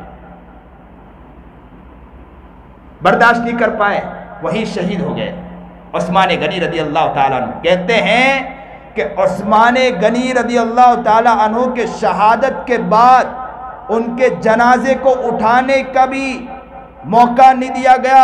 پورے مدینہ منورہ کے اندر یوں سمجھو کہ چھاؤنی بنی ہوئی تھی. عثمان غنی رضی اللہ تعالیٰ عنہ کا جنازہ اٹھانے کا بھی کسی کو اجازت نہیں تھی. عثمان غنی کا جنازہ 3 دن تک جنازہ پڑا رہا، کسی کو اٹھانے کی اجازت نہیں تھی عثمان کی. یہاں تک کہ ایک شخص کے بارے میں آتا ہے، ابن کثیر نقل کرتے ہیں کہ امام بخاری رحمۃ اللہ علیہ نے لکھا ہے یہ واقعہ کہ محمد ابن سیرین کہتے ہیں کہ میں کعبۃ اللہ کا طواف کر رہا تھا. طواف کرتے ہوئے ایک شخص کو دیکھا کہ وہ شخص دعا کر رہا تھا. اور کیا دعا کر رہا تھا؟ کہ اے اللہ میں جانتا ہوں کہ تو مجھے معاف کرنے والا نہیں، اے اللہ میں جانتا ہوں کہ تو مجھے معاف کرنے والا نہیں. اور خوب رو رہا تھا، خوب روتے روتے کہہ رہا تھا اللہ میں جانتا ہوں کہ تو مجھے معاف کرنے والا نہیں، اللہ میں جانتا ہوں تو مجھے معاف کرنے والا نہیں. تو میں نے اس کو کہا کہ تو ایسے الفاظ کیوں کہتا ہے کہ اللہ معاف کرنے والا نہیں؟ تو کہا کہ بات دراصل ایسی ہے کہ جب عثمان غنی کو لوگوں نے جب مارا، باغیوں نے مارا، شہید کیا، اس وقت میں بھی جب دیکھنے والے جب جا رہے تھے عثمان کو، تو میں بھی اس کے اندر پہنچ گیا اور میں نے دل میں سوچا تھا کہ میں تماچے ماروں گا عثمان کے جنازے کو. اور میں پہنچا، موقع دیکھ کر میں نے چادر اٹھائی اور عثمان کے گال پر تماچا مارا. بس وہ تماچا مارنا تھا، اس وقت سے آج تک میرا ہاتھ رک گیا، ہاتھ اٹھتا نہیں ہے. بس وہ چادر نکالی، محمد ابن سیرین کہتے ہیں کہ میں نے اس کا ہاتھ پکڑا تو بالکل لکڑی کے مانند ہو چکا تھا. مظلوم عثمان کی کہانی. حضرت عثمان رضی اللہ تعالیٰ عنہ پر ایسا ظلم کیا گیا، یہاں تک کہ کہا گیا کہ عثمان کا جنازے کی نماز بھی نہ پڑھائی جائے اور مدینہ منورہ کے قبر میں دفن بھی نہ کیا جائے. ام حبیبہ نے جب یہ سنا، نبی علیہ الصلوۃ والسلام کی اہلیہ محترمہ امہات المومنین نے جب سنا تو نکل آئے اور کہا، خطبہ دیا اور کہا کہ یاد رکھو اگر تم نے عثمان کے جنازے کو اٹھنے نہ دیا تو یاد رکھو میں خود باہر نکل آؤں گی اور عثمان کے جنازے کو میں خود لے کر جاؤں گی. جب یہ دیکھا کہ امہات المومنین نکل آئی تو خاموش ہو گئے، باغی ٹھنڈے ہو گئے اور عثمان رضی اللہ تعالیٰ عنہ کا جنازہ لے کر، کہتے ہیں رات کا ایام تھا، حضرت علی اور 2-3 لوگ تھے اور وائلہ جو ان کی اہلیہ محترمہ تھی، ان کے ہاتھ میں چراغ تھا کیونکہ رات کی تاریکی تھی، اندھیرا چھایا ہوا تھا. لے کر چل رہے تھے، لیکن باغیوں نے وہاں بھی جنازے کو بھی نہیں چھوڑا، کہتے ہیں کہ چھتوں پہ چڑھ گئے اور چھتوں سے پتھر پھینکنے لگے عثمان کے اوپر۔ اور اس حالت میں حضرت عثمان غنی رضی اللہ تعالی عنہ کو کہتے ہیں کہ وائلہ جیسے ہی وہاں پہنچی اور نبی کریم جناب سرکار دو عالم صلی اللہ علیہ وسلم کا مزار آیا، قبر اطہر آئے، اور وہاں کھڑی ہو کر برداشت نہیں کر پائی، عثمان غنی کی اہلیہ برداشت نہیں کر پائی، آنکھوں سے اشک بار آنسو بہنے لگے اور دل ہی دل میں کہانی سنا دی کہ اللہ کے رسول تیرے داماد کے ساتھ کیا ہوا ہے، تیرے تو نے جس کو دو بیٹی عطا فرمائے، جسے تو نے ذوالنورین کہا ہو، اس کے ساتھ آج یہ ظلم ہو رہا ہے۔ کہتے برداشت نہیں کر پائے، رو پڑی، بہت روئی، اور وہاں سے جنازے کو لے جایا گیا اور عثمان کو دفن کیا۔ تو یاد رکھو حسین نے ہی سے قربانی سیکھی تھی، اور وہ قربانی دے کر حسین نے بتلائی تھی۔ اللہ ہمیں نیک بنائے، اللہ ہمیں متقی بنائے۔ یاد رکھو ہم نبی کے غلام ہیں، یاد رکھو ہم نبی کے مستانے ہیں، چھوٹی چھوٹی مصیبتوں سے ہم ڈرنے والے لوگ نہیں ہیں۔ اسلام پر اور مضبوط ہونا چاہیے، شریعت پر اور مضبوط ہونا چاہیے، ہمارے گھروں کے اندر اسلام اور مضبوط ہونا چاہیے، عورتوں کے اندر دینی ذوق اور مضبوط ہونا چاہیے، گھروں کا ماحول اور بدلنا چاہیے، گھروں کا مزاج بدلنا چاہیے۔ ہم اس کے انشاءاللہ کوشش کریں گے انشاءاللہ، اور ماشاءاللہ سب مل کر نیت کرو انشاءاللہ، جہاں یہاں مسجد کی تعمیر ہوگی یا مسجد کے لیے جو محنت کی جائے گی، صرف ایسا نہیں کہ مسجد کی ٹرسٹ محنت کرے گی، بلکہ ہم سب مل کر انشاءاللہ محنت کریں گے انشاءاللہ۔ آپ لوگ سب نیت کر لو انشاءاللہ، کیونکہ اس کا جو خرچہ ہوتا ہے، اس کی جو محنتیں ہوتی، میں اکثر بہار کے جو لوگ آتے میں ان کو طریقہ کار بتلایا کرتا ہوں۔ آپ لوگ 3-3 ہزار روپے کے اعتبار سے یا 2-2 ہزار یا مسلح کے اعتبار سے آپ لوگ ایک وہ بجٹ بنا لیں، اور آپ لوگوں تک پہنچے اور ان کو کہے کہ آپ 1 مسلح 2 مسلح لے لیجئے، اور اس کی کوشش ہر انسان یا مسجد میں جو لوگ ہیں وہ یہ نیت کرے کہ انشاءاللہ ہم لوگ 500 آدمی یا 200 آدمی یا 100 آدمی کو انشاءاللہ پکڑیں گے۔ ہر انسان نیت کرے گا مسجد میری ہے، میرے آقا نامدار جناب سرکار دو عالم صلی اللہ علیہ وسلم جب مدینہ منورہ میں داخل ہوئے تھے تو مدینہ منورہ میں جاتے ہی مسجد کا خیال رکھا، اور مسلمان جہاں بھی جاتا ہے پہلا مسجد کا خیال رکھتا ہے۔ انشاءاللہ ہم بھی یہاں مسجد کا خیال رکھ رہے ہیں، چھوٹی تو مسجد ہے، انشاءاللہ بڑی مسجد بنانے کی فکر کر رہے ہیں تاکہ لوگ اور آئیں، تو یہ بہت بڑی بات ہے۔ جس کے دل میں بھی جذبہ پیدا ہوا، میں تو کہتا ہوں اسے بھی خوب دعا کرنا چاہیے، اللہ تیرا شکر ہے کہ تو نے یہ توفیق عطا فرمائی۔ اور ہر شخص نیت کریں کہ صرف ٹرسٹ کا کام نہیں ہے یا جو لوگ محنت کر رہے ہیں ان کا کام نہیں، ہم سب کا کام ہے انشاءاللہ۔ آگے بڑھ کر انشاءاللہ ان کو ساتھ دیں گے، انشاءاللہ آگے بڑھیں گے، محنت کریں گے، کوشش کریں گے، اور ان کے لیے جتنی ہو سکے مقدور بر کوشش کریں گے۔ یاد رکھو آپ کوشش کرو گے، محنت کرو گے، انشاءاللہ آپ ناکام نہیں ہوں گے، اللہ تعالیٰ آپ کو برکت عطا فرمائے گا۔ اللہ آپ کو کامیاب کرے، نیک بنائے، متقی بنائے، پرہیزگار بنائے۔ جو بات کہی گئی، سنی گئی، اللہ اس پر عمل کرنے کی توفیق عطا فرمائے۔ وآخر الدعوانا ان الحمدللہ رب العالمین۔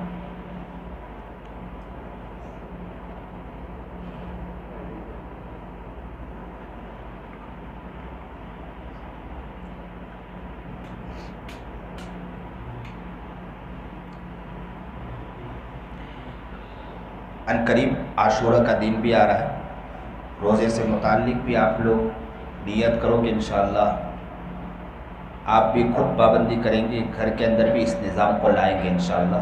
اللہ کے رسول جناب سرکار دو عالم صلی اللہ علیہ وسلم کا معمول تھا کہ روزہ رکھتے بھی تھے اور حکم بھی دیا کرتے تھے کہ روزہ رکھو، اور اس کی بہت فضیلت بیان کرتے تھے۔ کہتے ہیں کہ حدیث پاک میں یہاں تک بھی آتا ہے کہ یہ روزے کے بارے میں آتا ہے کہ جو روزہ رکھے گا اس کے پچھلے 1 سال کے گناہ معاف ہو جاتے ہیں، پچھلے 1 سال کے گناہ معاف ہو جاتے ہیں۔ تو آپ لوگ نیت کرو کہ انشاءاللہ ہم اس روزے کو رکھیں گے، چاہے اور اللہ کے رسول کے انتقال سے 1 دن پہلے 1 سال پہلے اللہ کے رسول جناب سرکار دو عالم صلی اللہ علیہ وسلم نے فرمایا تھا کہ اگر میری زندگی باقی رہی اگلا سال تو میں کوشش کروں گا کہ بھائی 10 ہے تو اس سے پہلے والے روزے کے ساتھ ملا کر 9 اور 10 کا روزہ رکھوں گا۔ اسی لیے اس کے بعد اللہ کے رسول دنیا سے چل بسے لیکن اس کے بعد عبداللہ ابن عباس رضی اللہ تعالیٰ عنہ نے اور فقہاء کرام رضوان اللہ تعالیٰ علیہ اجمعین بھی کہتے ہیں کہ ایک دن کا روزہ مکروہ تنزیہ ہے، لیکن بعض علماء کہتے ہیں کہ مکروہ نہیں کہنا چاہیے۔ اس لیے مکروہ نہیں کہنا چاہیے، ایک دن کے روزے کو مکروہ اس لیے نہیں کہا کیونکہ نبی علیہ الصلوۃ والسلام نے زندگی بھر یہ ایک دن کا روزہ رکھا ہے، تو اگر مکروہ کہیں گے تو نبی علیہ الصلوۃ والسلام نے بھی ایک دن کا روزہ رکھا ہے۔ لیکن یہ ہے کہ کوشش کریں کہ انشاءاللہ ہم یہ روزہ رکھیں گے انشاءاللہ، کچھ نہیں تو ایک دن کا تو روزہ رکھیں، جبکہ 2 روزہ رکھنا ہے، لیکن اگر کچھ بھی مجبوری ہو تو ایک روزہ بھی رکھ لے، لیکن رکھ لے۔ اپنے گردن کو جھکا لے اور دل کی طرف متوجہ ہو جائے۔ انسان جب اپنے دل کی طرف متوجہ ہوتا ہے تو اسے اپنی گندگی نظر آتی ہے، اور سچ کہتے ہیں کہ عثمان کو ہم نے سنا کہ عثمان پر کیسا ظلم کیا گیا، آج ہم پر تو ایسا ظلم نہیں کیا گیا، پھر بھی ہم اللہ کے کتنے نافرمان ہیں۔ عثمان پر اتنا ظلم کیا گیا، پھر بھی انہوں نے نبی کے دامن کو نہیں چھوڑا۔ حسین پر اتنا ظلم کیا گیا، لیکن انہوں نے نبی کے دامن کو نہیں چھوڑا، نہ نماز چھوڑی نہ قرآن چھوڑا۔ عثمان کے بارے میں آتا ہے کہ دانہ پانی بند کر دیا، لیکن ایک دن قرآن نہیں چھوڑا، نہ نماز چھوڑی نہ تلاوت چھوڑی، یہاں تک کہتے ہیں کہ سجدہ بھی نہیں چھوڑا، تہجد بھی نہیں چھوڑا، عبادت بھی نہیں چھوڑی، تسبیحات بھی نہیں چھوڑی۔ اور ہمارے پاس اتنی آشائش ہے لیکن کتنی چیزیں چھوڑ رہے ہیں۔ اے انسان تو کہاں کی طرف جا رہا ہے؟ اے انسان تجھے کیا ہو گیا؟ اے انسان تجھے کیا ہو گیا؟ کیا تجھے معلوم نہیں کہ تجھے اللہ کے پاس بھی جانا ہے؟ اے انسان تجھے یہ نہیں معلوم کہ اللہ کو تجھے اپنا چہرہ دکھانا ہے؟ اے انسان تجھے یہ نہیں معلوم کہ اللہ کے پاس تجھے حاضر ہونا ہے؟ اے انسان تجھے یہ نہیں معلوم کہ تیرے نبی بھی تیرے سے ملاقات کرنے والے ہیں؟ اے انسان تجھے یہ نہیں معلوم کہ محمد عربی جناب سرکار دو عالم صلی اللہ علیہ وسلم کے قریب تجھے بھی کھڑا ہونا ہے؟ اللہ کے رسول نے پوچھ لیا میرا امتی تو میرے لیے کیا کر کے آیا ہے؟ ہم اپنے گریبان میں جھانک کر دیکھیں کہ محمد نے پوچھ لیا، ہم کیا جواب دے سکتے ہیں؟ کہ ہم اس لائق ہے کہ ہم جواب دے سکتے ہیں؟ کیا ہو گیا ہمیں؟ ہم کہاں جا رہے ہیں؟ ہم نے محمد کو چھوڑا۔ صحابہ تو کٹ گئے تھے، مٹ گئے تھے، لیکن اپنے محمد کو نہیں چھوڑا۔ پر ہم ہیں کہ نبی علیہ الصلوۃ والسلام کے طریقوں کو چھوڑ رہے۔ اپنے دل کی طرف دیکھیں کہ کتنے گندے ہیں۔ اس دل میں گناہ ہے، اس دل میں سیاہی ہے، اس دل میں پاپ ہے، اس دل میں ہزاروں گندگی پڑی ہے، اس دل کے اندر زنا ہے، اس دل میں غیبت ہے، اس دل میں آنکھوں سے کسی کو دیکھنا ہے، اس دل میں کسی کی عزت کی دھجیاں اڑانا ہے، اس دل میں کانوں کی برائیاں ہے، سارے اس دل کے اندر موجود ہیں۔ کل اللہ کے سامنے کھولا گیا، ہماری ماں بھی وہاں کھڑی ہوگی، ہمارا باپ بھی وہاں کھڑا ہوگا، ہمارے دوست احباب بھی کھڑے ہوں گے۔ سارے لوگ کہیں گے تو بہت اچھا نیک بنا ہوا تھا، لیکن تو کسی کی عورتوں کے اوپر تاڑ رہا تھا۔ آج ہمارے سامنے کھل کر سب چیزیں آ گئی، ہمارے ہاتھ وہاں بند ہوں گے، ہمارے پیر وہاں بند ہوں گے، ساری چیزیں اللہ وہاں کھول کر رکھ دے گا۔ کیا جواب دیں گے ہم لوگ؟ ذرا سوچیں، اپنے طرف دیکھیں۔ اگر انسان اپنا محاسبہ کرتا ہے تو اسے اپنی حقیقت نظر آتی ہے۔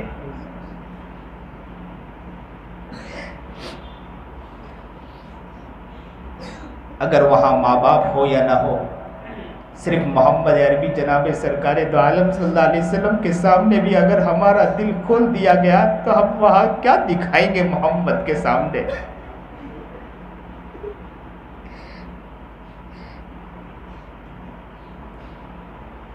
تھوڑی دیر کے لیے سوچو کہ اللہ ہمارے سامنے بیٹھا ہے، تھوڑی دیر کے لیے سوچو کہ محمد عربی بھی یہاں ہیں اور اللہ کے رسول پوچھ رہے ہیں امتی کیا کر رہے ہو آپ لوگ؟ امتی ذرا بتلاؤ آپ نے کیا کیا؟ اب کیا جواب دیں گے؟ ہمارے پاس کچھ نہیں ہے، سیرت سے کوسوں دور ہے، احکامات الہیہ سے کوسوں دور ہے، ہر چیز ہماری زندگی میں، ہر گناہ ہماری زندگی میں ہر غفلت ہماری زندگی میں، ہر سیاہی ہماری زندگی میں، ہر عیاری ہماری زندگی میں، ہر تماشا ہماری زندگی میں، ہر بدماشی ہماری زندگی میں، ہر مکاری ہماری زندگی میں، ہر فریب ہماری زندگی میں، ہر بدماشی ہماری زندگی میں، ہر لوٹنا پیٹنا ہماری زندگی میں، ہر دھوکہ دینا ہماری زندگی میں، ہر عیاری کرنا ہماری زندگی میں، ہر شرارت کرنا ہماری زندگی میں۔ اے انسان، کیا ہو گیا تجھے؟ کیا کر رہا ہے؟ کہاں جا رہا ہے؟ کدھر جا رہا ہے؟ کیا تجھے اللہ کو جواب نہیں دینا؟ یوں سوچو کہ ہمارا سر جھکا ہوا ہے۔ بادشاہ کے پاس اگر بندہ جاتا ہے تو سر اٹھا کے نہیں جاتا، سر جھکا کے جاتا ہے۔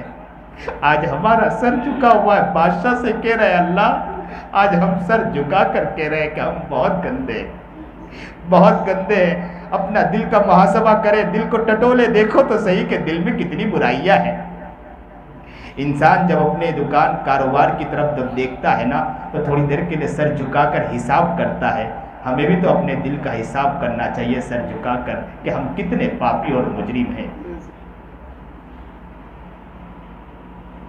ہم نے سب کو اس دل میں بسایا، اللہ کو آج تک اس دل میں نہیں بسایا۔ اللہ کو اپنا بنا لو، اللہ کو دل میں بسا لو، اللہ کو اپنا بنا لو، اللہ کو دل میں بسا لو۔ یہ زندگی ایک مہلت ہے، روٹھے ہوئے رب کو منا لو۔ یہ زندگی ایک مہلت ہے، روٹھے ہوئے رب کو منا لو۔ سچ میں اللہ ہم سے روٹ چکا ہے۔ یہ زندگی ایک مہلت ہے، سچ میں زندگی ہماری ایک مہلت ہے۔ کب چلی جائے گی، کب آنکھ بند ہو جائے گی؟ ابھی بیٹھے ہیں، ابھی اچانک آنکھ بند ہو جائے گی، کچھ نہیں پتا ہے۔ کتنے لوگ سنا ہے کہ مسجد میں آئے، سجدے میں گئے اور جان چلی گئی۔ کتنے لوگ ہیں کہ تجارت میں بیٹھے کاروبار کر رہے تھے، کلو کلو کا اعلان کر رہے تھے، آواز لگا رہے تھے کہ 10 روپے کلو، لیکن اچانک آواز بند ہوئی، آنکھ بند ہوئی، کان بند ہوئے اور اچانک وہ ڈرام دینے گرا اور اسی کے وقت اس کا اعلان ہو گیا کہ دنیا سے چل بسا ہے۔ کب چلا جائے گا کچھ نہیں پتا ہے۔ یہ زندگی ایک مہلت ہے، روٹھے ہوئے رب کو منا لو، اللہ کو اپنا بنا لو، اللہ کو دل میں بسا لو۔ اب سب رشتوں کو چھوڑو، اللہ سے رشتہ جوڑو، اب سب رشتوں کو چھوڑو، اللہ سے رشتہ جوڑو، ہر غیر سے ہٹ کٹ کے اللہ سے لو لگا لو، ہر غیر سے ہٹ کٹ کے اللہ سے لو لگا لو۔ یہ زندگی ایک مہلت ہے، روٹھے ہوئے رب کو منا لو، اللہ کو اپنا بنا لو، اللہ کو دل میں بسا لو۔ کس سے مانگے کہاں جائے، کس سے کہے، ہم کس سے مانگے کہاں جائیں گے اور کس سے کہیں گے؟ کس سے مانگے کہاں جائے، کس سے کہے، اور دنیا میں حاجت روا کون ہے؟ ہماری حاجت سننے والا کون ہے؟ اللہ ہی تو سننے والا ہے۔ کس سے مانگے کہاں جائے، کس سے کہیں، اور دنیا میں حاجت روا کون ہے؟ سب کا داتا ہے تو، سب کو دیتا ہے تو، تیرے بندوں کا تیرے سوا کون ہے؟ سب کا داتا ہے تو، سب کو دیتا ہے تو، تیرے بندوں کا تیرے سوا کون ہے؟ کون مقبول ہے کون مردود ہے، کون مقبول ہے کون مردود ہے، بے خبر کیا خبر تجھ کو کیا کون ہے، کون مقبول ہے دنیا کے اندر اور کون مردود ہے ہمیں کیا خبر ہے، بے خبر کیا خبر تجھ کو کیا کون ہے، جب تلیں گے عمل جب تلیں گے عمل سب کے میزان پر، جب تلیں گے عمل سب کے میزان پر، تب کھلے گا کہ کھوٹا کھرا کون ہے، تب کھلے گا کہ کھوٹا کھرا کون ہے، اے فقیر اس کو تو فضل باری سمجھ، اے فقیر اس کو تو فضل باری سمجھ، ورنہ تیری طرف دیکھتا کون ہے، حقیقت ہم لوگ اپنے اللہ کا فضل سمجھے، ورنہ اگر اللہ ہماری زندگی کے چیزوں کو کھول دینا تو ہمیں کوئی دیکھنے والا بھی نہیں ہے، ہمیں کوئی ہماری طرف نگاہ اٹھانے والا بھی نہیں ہے، ہم حمام میں ننگے نظر آئیں گے، اے فقیر اس کو تو فضل باری سمجھ، ورنہ تیری طرف دیکھتا کون ہے، اللہ اللہ اللہ اللہ۔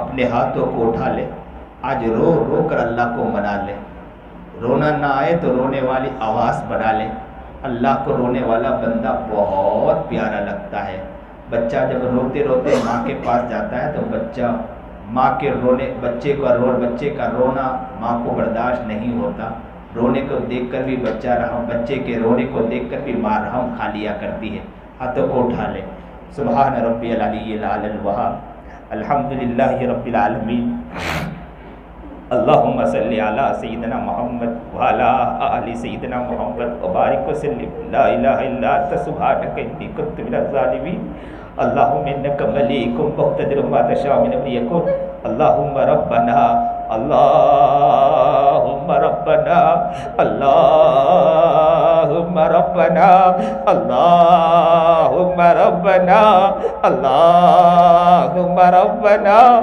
اللہم ربنا ظلمنا انفسنا ظلمنا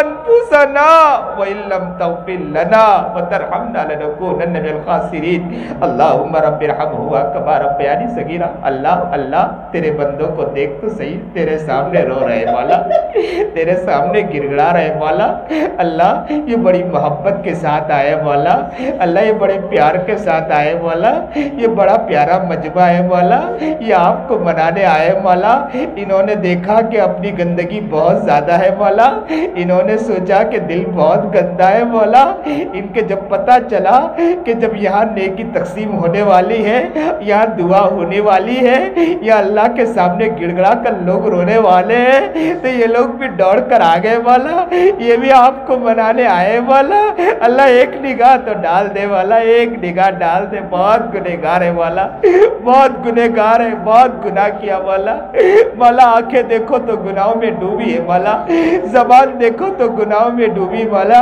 اللہ زبان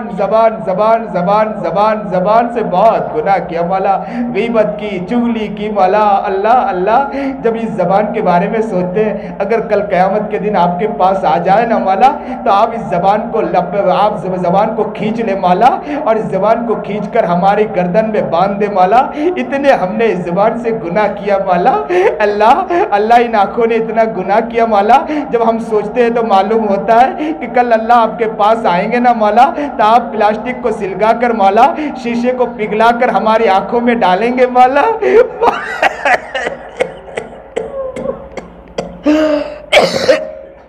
اللہ اس کان کے بارے میں سوچتے ہیں مولا کہ جب کان اتنا اس کان سے گناہ سنا ہے مولا، اتنا سنا مولا، اتنا جھوٹ اتنا جھوٹ سنا ہے مولا کہ اللہ آپ کے پاس آئے نا مولا، تو آپ کے پاس آئے تو آپ یا اللہ شیشے کو پگھلا کر اس کان میں ڈالیں گے مولا۔ اللہ اللہ اللہ، ہاتھ بھی بہت گندے مولا، پیر بھی بہت گندے ہیں مولا۔ اللہ اے اللہ، بہت گنہگار ہے مولا، آج سچے پکے دل سے آپ کے پاس آیا، اللہ ہمیں معاف کر دیجئے مولا، معاف کر دیجئے مولا، ایک نگاہ ڈال دیجئے مولا، بہت گناہ کیا مولا، بہت گناہ کیا مولا۔ آپ بڑے رحیم ہیں مولا، آپ بڑے کریم ہیں مولا، آپ تو کہتے ہیں میں تو 70 ماہوں سے زیادہ رحم کھانے والا ہوں مولا۔ آپ تو کہتے ہیں میں 70 ماہوں سے ماں کو دیکھا ہے کہ بچہ اگر اس کو ستائے نا تو ماں معاف کر دیا کرتی ہے، یہاں تک کہ بچہ پھر ستائے پھر ماں معاف کر دیا کرتی ہے۔ ایک مرتبہ ابن قیم کہتے ہیں کہ میں گھر سے نکلا، ایک گھر کی طرف میں نے جھانک کر دیکھا کہ وہ بچہ، ماں ایک بچے کو مار رہی تھی، مارتے مارتے دھکا مار کے گھر سے باہر نکال دیا اور کہا کہ میرے گھر کی طرف کبھی نگاہ اٹھا کے مت دیکھنا، میرے گھر کی طرف کبھی نظر اٹھا کے مت دیکھنا، اس گھر کی طرف کبھی آنا بھی مت۔ کہتے ہیں ابن قیم میں اس بچے کو دیکھ رہا تھا، ماں نے زور سے دروازہ بند کیا، بچہ وہاں سے نکلا، تھوڑی دور گیا اور تھوڑے دور جانے کے بعد اپنے سر کو جھکایا، زاروں قطار رونے لگا، پھر پلٹا اپنے گھر کی طرف آیا، ماں نے دروازہ بند کر رکھا تھا، وہ بیچارہ وہیں بیٹھا رہا، تھوڑی دیر کے بعد اس کی آنکھ لگ گئی، ماں کو کچھ کام یاد آیا، دروازہ کھولا کہ چلو کچھ کام کے لیے دروازہ، جیسے ہی دروازہ کھولا بچے کو وہاں سوتا پایا، غصے میں تو پہلے سے تھی، ماں نے غصے میں کہا میں نے تجھے بار بار کہا کہ اس گھر کی طرف کبھی مت آنا، پھر تو دوبارہ اس طرف آیا۔ بچے نے دھیرے سے سر اٹھایا، آنکھیں آنسوؤں سے تر تھی، کہنے لگا ماں مجھے تم نے جب دھکا مارا نا تو میں نے نیت کر لی تھی کہ اس گھر کی طرف کبھی نگاہ اٹھاؤں گا بھی نہیں، میں اس گھر کی طرف کبھی نظر بھی نہیں اٹھاؤں گا، میں اس گھر کی طرف کبھی آؤں گا بھی نہیں، میں نے سوچ لیا تھا کہ کسی کے گھر جھاڑو مار دوں گا مجھے رہنے کے لیے جگہ مل جائے گی، کسی کے گھر میں صفائی کر دوں گا مجھے کھانا مل جائے گا، لیکن دل میں خیال آیا ماں کہ یار تو مجھے ہزاروں مل جائیں گے، دوست تو مجھے ہزاروں مل جائیں گے، لیکن مجھے میری محبت کرنے والی ماں کہاں ملے گی۔ ماں یہ سوچ کر پھر دوبارہ آیا ہوں، اب ماں تو جتنا دھکا مار لے لات مار لے میں اس در کو نہیں چھوڑوں گا۔ ماں نے جب یہ سنا، ابن قیم کہتے میں اس ماں کو دیکھ رہا تھا، ماں نے اپنے باہیں پھیلا دی، کہا بیٹا جب تیرے دل میں خیال ہے تو آجا، اور میرے لگتے جگر اور میرے دل کے ٹکڑے میرے سینے سے لگ جا، تو جب اس طرح محبت کرتا ہے تو دیکھے گا کہ میں تجھ سے کیسی محبت کرتی ہوں، اور میرے پیارے اور میرے دل لگتے جگر اور میرے دل کے ٹکڑے آجا، میں تجھے اچھا اچھا کھانا کھلاؤں گی، میں اپنے تجھے گود میں سلاؤں گی۔ مولا مولا مولا ہم بھی بہت دور جا چکے تھے مولا، مولا ہم نے سوچا تھا کہ تجارت کر لیں گے اپنا گھر چلا لیں گے، لیکن پھر خیال آیا کہ دوست تو ہزاروں مل جائیں گے، یار تو ہزاروں مل جائیں گے، لیکن محبت کرنے والا رب کہاں ملے گا۔ اللہ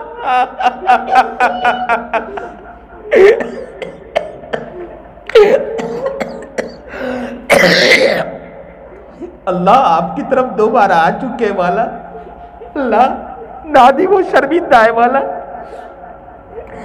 نادم و شرمندہ، ایک نگاہ ڈال دے والا، ایک نگاہ ڈال دے، بہت گناہ کیا والا، بہت گناہ کیا والا۔ اللہ بدن کا ایک ایک عضو اگر مولا ہم نے کل قیامت کے دن سنا ہے، آپ ہر بدن کے اللہ زبان کو لوک مار دیں گے، ہاتھ گواہی دیں گے کہ ہاں اس نے گناہ کیا تھا، پیر گواہی دیں گے ہاں اسی نے مجھے لے کر چلا تھا گناہ کے لیے، آنکھ گواہی دیں گے ہاں بہت لڑکیوں کو تاڑا تھا اسی نے، زبان گواہی دیں گے بہت لفظی کی، پیچھے بیٹھ کر بہت جھوٹ بولا اس نے، بہت مکاری کی اس نے، کان بولے گا مولا ایک ایک عضو ہمارا بولے گا، ہمارا کوئی نہیں ہوگا وہاں مولا۔ اللہ ہمیں معاف کر دے والا، معاف کر دے والا، اس مجمع کی طرف ایک نگاہ ڈال دے مولا۔ مولا اگر اتنا مجمع روتا ہونا مولا کسی کے پاس چلا جائے اسے بھی رحم آ جاتا ہے، آپ تو 70 ماؤں سے زیادہ رحم کھانے والے، آپ بھی پیار سے کہہ رہے ہوں گے فرشتوں کو دیکھو میرے بندے رو رہے ہیں، میرے سامنے مانگ رہے ہیں، میرے سامنے تڑپ رہے ہیں، میرے سامنے مچل رہے ہیں، جاؤ فرشتوں نے معاف کر دو۔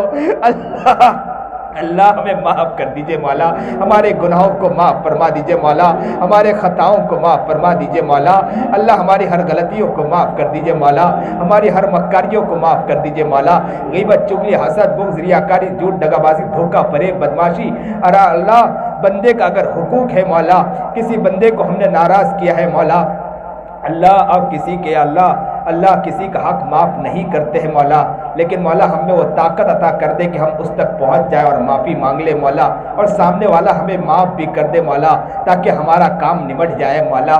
اللہ وہ طاقت ہمارے اندر ڈال دیجئے مولا، آپ کے لیے مشکل نہیں ہے مولا، آپ کرنا چاہے تو دنیا کی کوئی طاقت آپ کو روک نہیں سکتی مولا، اللہ آپ کر دیجئے مولا، کر دیجئے مولا، ہم سامنے والے سے معافی مانگ لے مولا، ہم آپ کے سامنے جواب نہیں دے سکتے مولا، حساب کتاب جب آپ لیں گے مولا، ہم حساب کتاب کا جواب نہیں دے سکتے مولا، بہت گناہ کیے مولا، اللہ ہمیں معاف کر دیجئے مولا، اللہ ہمیں اب نیک بنا دیجئے کہ ہماری زندگی اچھی بن جائے، ہماری زندگی پیاری بن جائے، اللہ ہماری زندگی ایسی بنا دیجئے مولا۔ اللہ یہ اس علاقے والوں نے مسجد کی نیت کی ہے مولا، مسجد بنانے کی نیت کی ہے مولا کہ مسجد تعمیر ہو جائے مولا، اللہ آپ کا گھر بنانا چاہ رہے مولا، آپ طاقت دے دے مولا، آپ ہمت دے دے مولا، اور یہاں عافیت کے ساتھ تعمیر کروا دیجئے مولا، اللہ جگہ بھی عافیت کے ساتھ ملوا دیجئے مولا، اللہ رقم کا انتظام بھی کروا دیجئے مولا، آپ کے خزانے میں کوئی کمی نہیں ہے مولا، آپ تو کہتے بندہ آپ محنت کرو میں عطا کرنے والا ہوں، مولا یہ لوگ محنت کر رہے مولا، یہ لوگ کوشش کر رہے مولا، یہ چاہتے تو اپنے بچوں کے پیچھے لگتے مولا، یہ چاہتے تو اپنے گھر کو بنانے کے پیچھے لگتے مولا، یہ چاہتے تو اپنے بچوں کو سنوارنے کے پیچھے لگتے مولا، یہ چاہتے تو اپنے دکان کو سنوارنے کے پیچھے لگتے مولا، لیکن سب چیز کو چھوڑ چھاڑ کر اللہ آپ کے گھر کو بنانے کی یہ لوگ فکر کر رہے مولا، اللہ اس گھر کی تعمیر کروا دیجئے عافیت کے ساتھ مولا، اللہ انہیں ہمت و طاقت عطا فرما دیجئے مولا، اس بستی والوں کو قبول فرما لیجئے مولا، اللہ ان میں وہ طاقت دے دے کہ یہ کہیں بھی جائے مسجد و مدرسے کی تعمیر کرے مولا، اللہ انہیں یہ ہمت اور طاقت عطا فرما دے، دین کی سربلندی کے لیے محنت کرے، اللہ احقاق حق اور ابطال باطل کی محنت کرے، اللہ اس کے لیے انہیں توفیق عطا فرما دیجئے مولا، اللہ انہیں قبول فرما لیجئے مولا، ہم سب کو قبول فرما لیجئے مولا، ہمیں نیک متقی پرہیزگار بنا دیجئے، جو پریشان حال ان کی پریشانیوں کو دور فرما، جو مصیبت زدہ ان کی مصیبتوں کو دور فرما، جو قرض میں مبتلا خزانہ غیب سے ان کے قرض کو پورا فرما دیجئے مولا، یا اللہ ان حالات میں بہت لوگ قرض میں مبتلا ہے مولا، بیچارے کسی کو منہ بھی دکھا نہیں پاتے ہیں مولا، گھر سے نکلتے ہیں تو گھر میں چھپ کے بیٹھ جاتے ہیں، کہتے ہیں اہلیہ سے میں کیسے گھر سے باہر نکلوں کہ مانگنے والا سامنے آ جاتا ہے، کبھی چہرے کو اپنے تکیے کے نیچے رکھ کر زاروں قطار روتا ہوگا مولا، اے اللہ آپ قرض ادا کرنا چاہے دنیا کی کوئی طاقت آپ کو روک نہیں سکتی مولا، اللہ ان کے قرض کو خزانے غیب سے پورا کر دیجئے مولا، خزانے غیب سے پورا کر دیجئے مولا، اللہ اسلام اور مسلمانوں پر یا اللہ ظلم بہت ہو رہے مولا، اللہ ظلم کو روک دیجئے مولا، مسلمانوں پر رحم و کرم کا معاملہ فرما دیجئے مولا، اللہ ظالم کو یا اللہ صحیح سمجھ صحیح شعور عطا فرما دیجئے مولا، ظالم کو ظلم سے روک دیجئے مولا، ظالم کو ہدایت عطا فرما دیجئے مولا، اللہ ہم کاٹنے اور پیٹنے کی اللہ بد دعا تو نہیں دیتے مولا، ہم یہ دعا کرتے ہیں اللہ تو انہیں ہدایت دے دے مولا، آپ ہدایت دینا چاہے تو آپ کو کوئی روک نہیں سکتا مولا، اللہ عمر بھی تو ہدایت میں آئے تھے مولا، خالد ابن ولید بھی تو آ گئے تھے مولا، خالد ابن ولید بھی زبردست جنگجو تھے مولا، لیکن اللہ کے رسول نے جب دعا کی تو خالد ابن ولید بھی تو مسلمان ہو گئے مولا، اللہ آپ ہدایت دینا چاہے آپ کے لیے مشکل نہیں ہے مولا، ہم ان لوگوں کے لیے ہدایت کی دعا مانگتے مولا، اللہ آج یہ کرشمہ دکھا دے، اس چھوٹی مسجد میں بیٹھ کر ہم ان کے لیے دعا کرتے مولا، اللہ تو ہدایت دینا چاہے آپ کے لیے کوئی مشکل نہیں ہے، آج ہمارے کھاتے میں اس چیز کو لکھ دے مولا، اللہ انہیں ہدایت دے دیجئے مولا، ہدایت دے دیجئے مولا، ہدایت دے دیجئے مولا، ہدایت دے دیجئے مولا، اس مجمع میں کوئی ایسا شخص ہو جس کی دعا آپ کو بہت پسند ہو، اس کا واسطہ دے کر کہتے ہیں اللہ انہیں ہدایت عطا فرما دیجئے مولا. یا جتنے بھی پریشان حال ان کی پریشانیوں کو دور فرما, مصیبت زدہ مصیبتوں کو دور فرما. یا اللہ کاروبار میں پریشانیوں کو دور فرما, گھر کے اعتبار سے پریشانیوں کو دور فرما, بیوی بچوں کے اعتبار سے پریشانیوں کو دور فرما, کھیت اور کہ اللہ گھر کے اندر کسی اور اعتبار سے پریشانیوں کو دور فرما. یا اللہ کوئی بیمار ہے تو شفائے کاملہ عاجلہ مستقر عطا فرما, کوئی دنیا سے چل بسا ہے تو اللہ ان کی مغفرت فرما, اللہ ان کی مغفرت فرما, جنت میں اعلیٰ درجہ عطا فرما, گھر والوں کو صبر جمیل نصیب فرما. کوئی کام شروع کیا ہے اللہ عافیت کے ساتھ ان کے کام کو مکمل فرما دیجئے. کاروبار کر رہے ہیں تو کاروبار میں عافیت کا معاملہ عطا فرما دیجئے مولا. گھر کا کام لے کر کھڑے ہوئے ہیں تو اللہ گھر کا کام عافیت کے ساتھ مکمل کروا دیجئے مولا. گاڑی اگر یا کسی چیز کو لے رہے ہیں تو اللہ ان کے لیے بھی عافیت کا معاملہ عطا فرما دیجئے مولا. جو بھی پریشانی سب پریشانیوں کو دور فرما دیجئے مولا. نیک اور ولیوں کی فہرست میں اللہ ہم سب کو شامل کر دیجئے مولا. نیک اور ولیوں کی فہرست میں ہم سب کو شامل کر دیجئے مولا. نیک اور ولیوں کی فہرست میں ہم سب کو شامل کر دیجئے مولا. اللہ ہم سب کو قبول فرما لیجئے. جو مانگا نہ مانگا مانگنے سے قبول فرما. نبی علیہ الصلوۃ والسلام نے جتنی خیر کے لائن سے دعا مانگی ہم بھی مانگتے ہیں. شروع کرنے سے نجات مانگے, نجات مانگتے ہیں نجات عطا فرما. اے اللہ بہت سے لوگ حج پڑھ کر یا اللہ عمرہ کر کے حج کر کے آ رہے ہیں مولا. مولا آپ کے گھر کو دیکھنے کے ہمیں بھی شوق ہے مولا. اللہ اس کے در و دیوار کو دیکھنے کا ہمیں بھی شوق ہے مولا. بیت اللہ کو چمٹنے کا ہمیں بھی شوق ہے مولا. اللہ مقام ابراہیم کو چمٹنے کا ہمیں بھی تو شوق ہے مولا.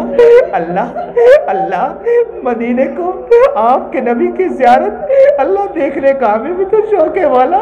وہاں سلامی دینے کا ہمیں بھی تو شوق ہے مولا. کعبۃ اللہ کے اوپر نگاہ ڈالنے کا ہمیں بھی تو شوق ہے مولا.